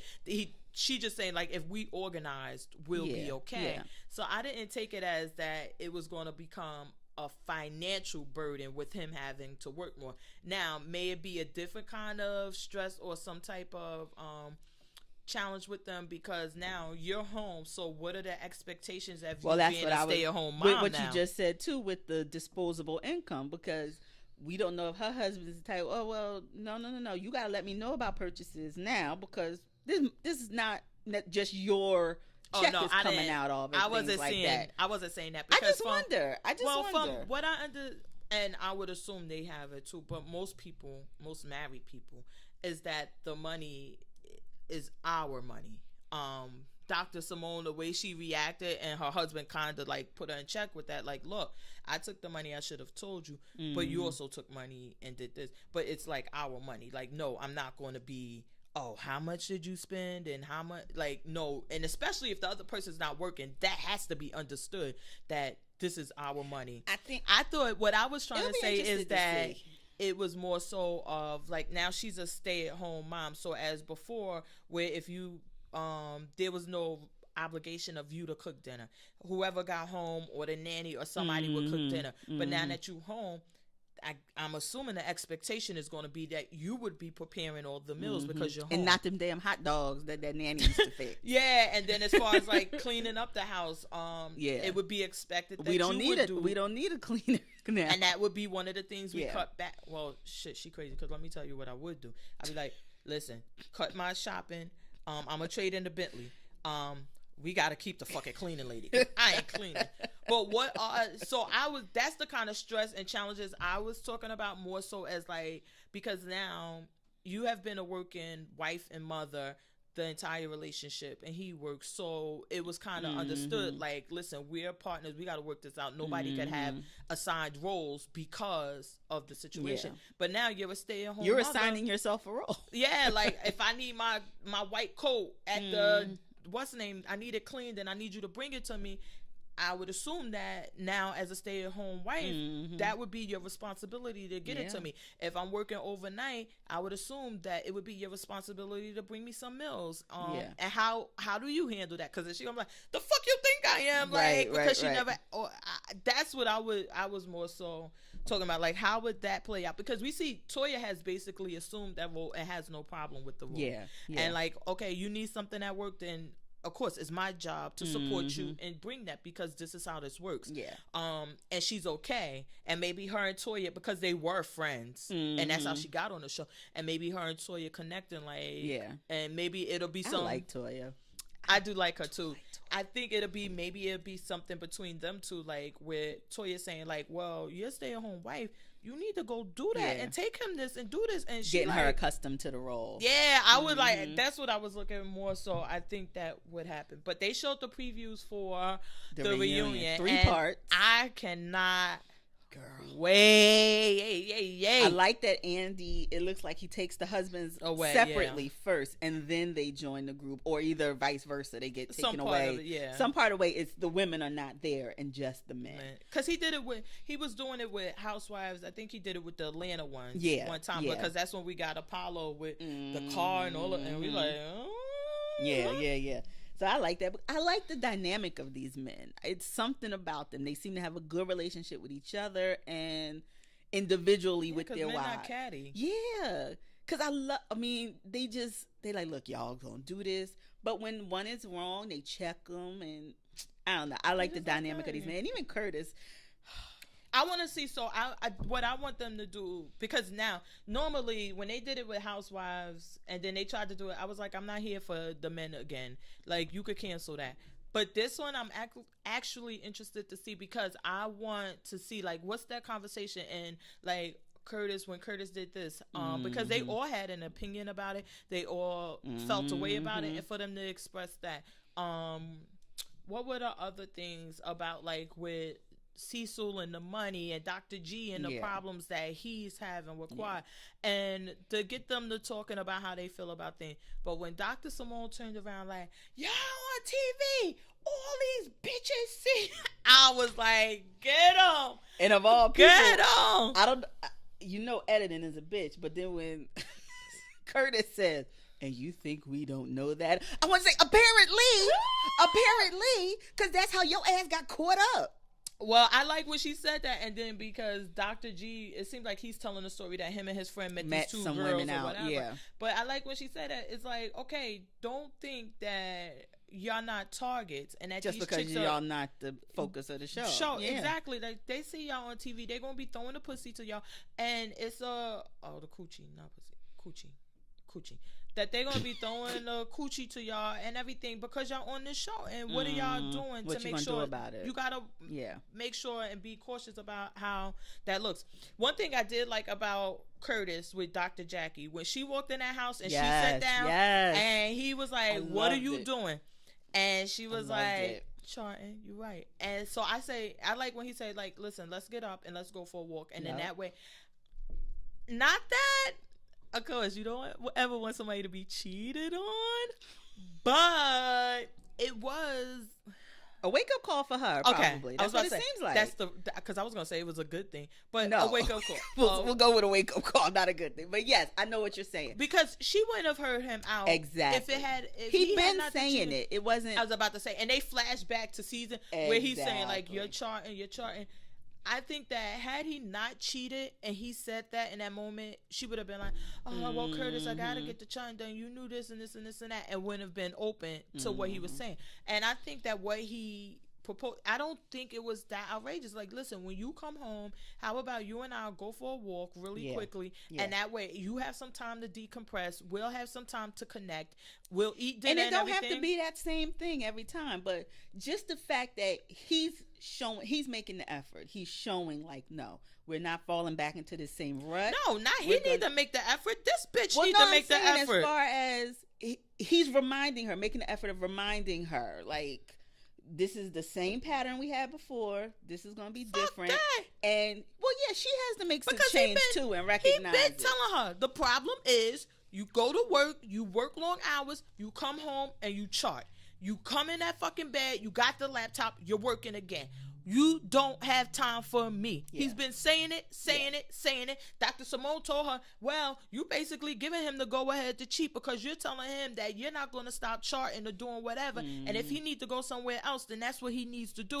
And you're doing that. Yeah. This chick need to make the fucking effort. And when she put down the laptop and actually did it, but my thing is that had he not cheated on her, she would not have done that. She wouldn't hear she would not have fucking done that. She would have kept charting. He been saying the same shit, but I do like what he proposed. Like, listen, I'm not asking for much, and now this is clear now. So now everything, if you fucking thought it wasn't, now you know it was. I will go get some random cooch. I will find me a side chick. Now you know. So now it's on you. So when you come home and you pull up that fucking computer and I tell you, hey, you need to spend time, and the minute you do, just understand, now you made that decision. Yeah. Well, that's what I thought fucking was busy. And bitch. I mean, I know Contessa is new. Contessa. Her. But when they were on the island and he was trying to convey to Jackie about why he cheated, he's just selfish. It's all about him. Like, no, he's trying to convey how he was feeling and what led him to that and highlighting the actions. Y'all need to see my face. But I'm just saying, like, he wasn't saying... It was just the way... I think that the thing is that it's a difference between him saying, look, these are the issues that were in our relationship and still are, is that you're busy, what you've been saying. Listen, I'm about to get the shit, a fucking sign for her, because he's been saying the same shit all the time. Like, you're too busy, and I feel like you're too busy for me. Mm-hmm. For him, I guess the thing that Contessa had is like, he's trying to say, well, why and kind of saying like, well, it's basically your fault, because let's be really, really clear. It was not her fault. You cheated. You made a decision to cheat. Right. You could have said, listen, I want out of this marriage because you don't have time for me and I'm feeling neglected or whatever, and I want to go on. and left the marriage or even left the home and then got your random, and then nobody would have had a problem with it. But if you're trying to say that she's the reason why, no, you're the reason why. Right. He chose she's the to reason do why it. your relationship, He your chose marriage, the action, the reaction Exactly. to her action. I was about to say the problems in your marriage is because of her working. Now you could focus on that, but I think, in my opinion, what they were trying to, the reason why she was like, he's so selfish, is because if I remember clearly, he was saying why he cheated, Right. and that's not the appropriate. You could just. But I thought he was being, I don't know what the word is I'm looking for, but he never said like, you did this. Like, it seemed like he was taking ownership of it, and he was just pointing out the, like you said, the issues in their marriage, but he never said, I cheated because you didn't, you charted all the time or something, you know what I mean? So I thought that was where her calling him selfish was a little short-sighted. Listen, don't get me quoting on that, because I can't really remember, but I do remember them talking about when they were there, and that's why I thought it was more so him saying like why I cheated. But what I was gonna say was, I thought also Dr. J, like, I know she's just such a classy lady, but when she said in her confessional, she said, I think it's very noble of me to be allowing him back in this house. And I was like, you sound so, like, just say you love your husband and you want to work it out. I guess why are you acting like you're doing him a solid? Like, you want to work it out. You're letting him back in the house to work on your relationship. Say that. I think that's what somebody, because when the ladies were discussing it like earlier in the season, and I think somebody said that to her, like, if you want to be with him and you want him back, that's not a problem. Let that be. But what I guess she's trying to cover up, which most women do, is that if there's a problem in your relationship, somehow that's a reflection on you. Right. The problem in her marriage with her charting, that's definitely on her. The fact that your husband cheated in response, that's definitely on him. Yeah. And her with this whole thing where she I filed for divorce 3 days later. But what difference it make? You ain't fucking go through with it. So, but you're trying to. Now you got hickeys on your shoulder. Yeah, you're trying to make it seem like that. Yeah. Anybody who's cheated on and you're not filing for divorce in 3 days later, you're weak. Yeah. I did this. And it's like, bitch, relax. Yeah. And I agree with her that, first of all, okay, you let him back. I didn't agree, and I hope he didn't think that was going to go down. With him thinking he was coming back into the marital bed right away. Yeah, I didn't agree with that. Like, no, you need to learn that what you did was fucked up, and what's the name? Pay the cost. But I don't know. I just think that her thing is to make sure she's so concerned with this image. But let me tell you what the fuck I don't like, and I'm gonna be on Twitter the next time whenever reunion, because I'm gonna try to remember. I don't like her taking those shots at Toya. I really don't, because it's one thing she's throwing rocks and hiding her hand. It's one thing if you were shady and you saying this shit to her and you like Dr. Simone and it is Heavenly. I'm getting a little tired of her, but if you're upfront with it, you go to your confessional and say these shady things about Toya, and I don't like that. Yeah, because when you're with Toya, when you're with her, it's not like that. You never say anything. I agree. And you do it all the time. It was the one in New Orleans with like, oh, I can't eat a whole one of these things. Oh, I'm going to look like Toya. That was shady. Then they went to something else where she had said something shady about Toya. Yeah. And then this week, what was it that she said about Toya? I can't remember, but she did say in her confessional, and she make it again. And I'm like, I'm going to tweet because, Andy, I want you to bring that up. I don't like that shit. Yeah. I don't. Yeah. And that's the one thing I don't like about her. But there's other things too. Fucking little bitch. Oh goodness. Well, did you have any picks for this week? Anything? I had a pick, but these shows not coming on anytime soon. It was called, oh my God, hold on, before we get off that. I watched this fucking Biggie Small show. Oh. Fuck you, USA. Fuck you. Fuck Bokeem. Fuck oh wait, Bokeem bad too? Fuck everybody in that show. Why the fuck couldn't y'all get what's his name, Gravy, the one that always played Biggie Small? Like, what the fuck is he doing? He ain't rapping. Is it the same guy that played Suge, the same one from the movie, the All Eyes on Me? It looked like the same mofo. I was about to curse really bad. I don't know. I gotta see, but fuck him. fuck everybody involved with it. Fuck everybody in that show. Fuck USA. Fuck the title. Fuck NBC. Fuck y'all. Fuck y'all. How dare y'all do that bullshit? Damn, it was that bad? Oh my God. You gonna make me watch episode 1 just so I can hate it with you. Girl, I'm like, what? And then you know me, because I'll be doing a million things. So then I have to keep replaying it because like, you was like, is this as bad as I think it is? He goes to the golf or the shooting range with the girl, and he's like, oh, I'm working this Biggie Smalls case, and they're 2 white people. And she's like, oh, yeah, Biggie, can't you see? I'm like, really? This what the fuck we gonna do? This the fuck what we gonna do? Oh, God. Oh, Biggie Smalls had 2 albums called... What the fuck? So it's just like paint by numbers. It's just like, it's childish. This is horrible. Fuck y'all. Fuck y'all. So you're putting it on the skip list is what you're saying. I'm putting it on the fuck them list. How about that? You're saying you're picking this as your skip for the week. I said I'm putting it, fuck them. Damn, that shit made me mad. Fuck y'all again. Okay. But then I was watching my crime shows on ID. Listen, I'm a Pisces, so I'm bipolar. It's up and down. Oh, gosh. But I was watching my crime shows on ID, and they showed this commercial for this new show. It's going to be on the Sci-Fi channel called Krypton. Oh, yeah. About Superman. Yes, oh, my God. So I can't wait. It's supposed to be a whole nother take on the story. Yeah, but the shit ain't coming on till, what, April or the end of March? Oh, that late? Because maybe they're just doing, like, trailers or something, because it has a page on the Sci-Fi app already. Yeah, and I'm like, oh, man. Because, girl, you know I live for a sci-fi series. You know.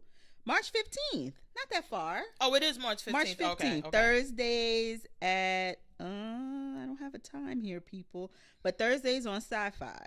So it premieres March 15th. That one is one. Oh my God! And how could I forget about Ayana? But we'll talk about that because it's like 2 hours in. On the Alana one that came on. Oh, I taped it. I didn't watch it yet. Last night. Okay, so we'll talk about that one. That was good. I don't usually go for this, but this one last night. See, somebody at my house watching fucking Unsolved right now. This Biggie Small. Let me delete this shit off the thing so they can't watch it. Oh, wait a minute! While they watching it. They're going to think something happened. They're going to think the cable got cut off. Wait a minute. Fuck that. So but anyway, so that was one of my picks. Alana, the new season started, and last night episode did not. It was really good. It just didn't disappoint. I had stopped watching her because I was beloved out. But beloved. It seemed like she's going to have different people, and maybe it'll be great. Yeah. What was this thing? The Vanity Fair Confidential. These one of my crime shows on IDTV. That one is really good. Okay. Apparently, Vanity Fair, the magazine, has actual writers. I thought it was like a fashion magazine. I never read Vanity Fair. Okay. Well, maybe because I only read fashion magazines. I don't know what. Okay. So maybe that's why I thought it was but that they do they write articles and do investigations about different stories. So I watched a few of those. That one is really good. Okay. And they tell a story in a way that even if you're not a crime show buff like me, you'll still be into it. And then the other one is 48 Hours. This one is a really, really, really good episode. I know. See, you don't like. I mean, I do, but I don't. Watch this. The 48 Hours. I was watching it when I came in. This one, everybody's back. It's the new season. This one is really, really, really good. It's about this Dominican girl from the Bronx up in New York, and she gets with this white guy who mother owns the lingerie shop from Sex and the City, and he wants to be Dominican, I guess. Wait, it's a show or it's a 48 hours or first 48? 48 Hours. I don't know what channel it comes on. CBS. Oh, fuck. No, fuck that. You trying to bury the lead, see? But it's good. This one is really good. And it's like, oh my God, you got to watch this episode. I'm not finished, but apparently she started messing with somebody else. She get an STD. The white boy kills the guy. Oh my gosh. She's trying to say like, even though she set the other guy up to be in a spot where the white guy could kill him, she wasn't responsible. It's really good. This episode, my husband, they had 2 good episodes thus far that even my husband, who doesn't like those type of shows, he was really into. The one with the football player Aaron Hernandez. Okay. That one was an excellent episode. You have to watch that. That was really good. Okay. And then this one he's into. But the rest of them, only people like me and my girl on Facebook, we're into them. We be on Facebook like, did you see on Dateline? Oh my God. But what are your picks? Well, Heathers. I don't know if did you ever watch that movie Heathers with No. Christian Slater and That's like one of those name cult goes right out of me. movies, like yeah. Breakfast Club. Well, they're doing a series on Paramount, and it's a reimagining of Heather. So, actually, when you were coming, I was watching the pilot, which is up early on the Paramount app. But if you're a fan of Heathers, if you know the story, if you're a fan of the movie, it looks like it's going to stick pretty close to it. So I'm gonna give that pilot episode a chance, see what it's about. And didn't you watch Sneaky Pete? Yes, That's back. Oh, that's my shit. It's back. Season 2 is on Amazon. So those are my picks for the week. Yes, we got The Shy. We got new episodes of The Shy, and yeah, we on to The Shy. Yeah, Black Lightning. Did you do Walking Dead? It came back. I did. Wah. I didn't do it. He did. But he did. Like, I was like, I saw somebody, my cousin posted it, and I'm like, yeah, didn't we conclude that he was dead? It's kind of just like you said now. It's like with Lost. I'm like, I'm just here to see the end. I'm just here so I won't get fined. Exactly. I want to see Morgan move on to Fear, which is, I think, back in April or something. I think they said Fear is back in April, so I'm like, this is going to be really quick. But our girls back in April. New York coming back. They got the Real thing Housewives up. of New York, right? Yes, I cannot wait for these crazy. And it looks like we got all the same women back. Yes, I cannot including, wait. Heaven. What's that other one name? Morgan Lee. Whatever. The one that was staying with our girl. Oh my God, I just can't wait. That was dating the new guy. I can't wait. Yeah. All right, so we're gonna get up out of here this episode. I know, and then y'all could blame. Look, this I'm gonna do a Curtis. It's Fat Pretty Girl fault that the episode for the Oscars didn't go up on time because she didn't remind me. Wait, did what? she remind me? No. Wait a minute. No. But I put the episode up yesterday. I hope that everybody had a chance to listen to it before the Oscars come out, or even after the Oscars, because you probably, once you hear this, it'll be Tuesday. So just give a listen and let us know what you think. And I was putting up I wanted somebody on Facebook that I think he has a really interesting perspective about movies. I wanted him to kind of chime in on his favorites and everything. But let us know what you thought about. And then also, once I listened back, I thought that there was another underlying debate on about how do you view movies and determine whether or not it's a good movie. Do you do it the Fat Pretty Girl way, where if you ain't get the Kleenex and if you were never in a gang with Glocks, you don't understand? Or do you objectively watch them and without? You say yours so positive, and you say mine so negative. Well, then you put the I'm gonna let you. No. I'm gonna let that ride. I'm just wanting to point it out. Well, how would you? Mine is if you was in the gang, if you're an objective soul who just watches these movies with the blind eye. A hater. I said I'm a hater, and I'm buzzing. But I did want to say, though, I think I told you while we were off the air, just real quick, then we can go, that I was changing my pick for Best Supporting Actress. Allison Janney from I, Tonya definitely deserves it. Yeah, I think, you know what? I think they messed up with not actually nominating I, Tonya for Best Picture. It could have been number 10, because it was... Really? It was good. So I wonder why, because they do normally do 10. They can do 10. They can go up to 10. So I don't know why they felt it shouldn't have been. But the Allison Janney, now you talk about somebody losing themselves in a role. Allison Janney and Margot Robbie killed stellar.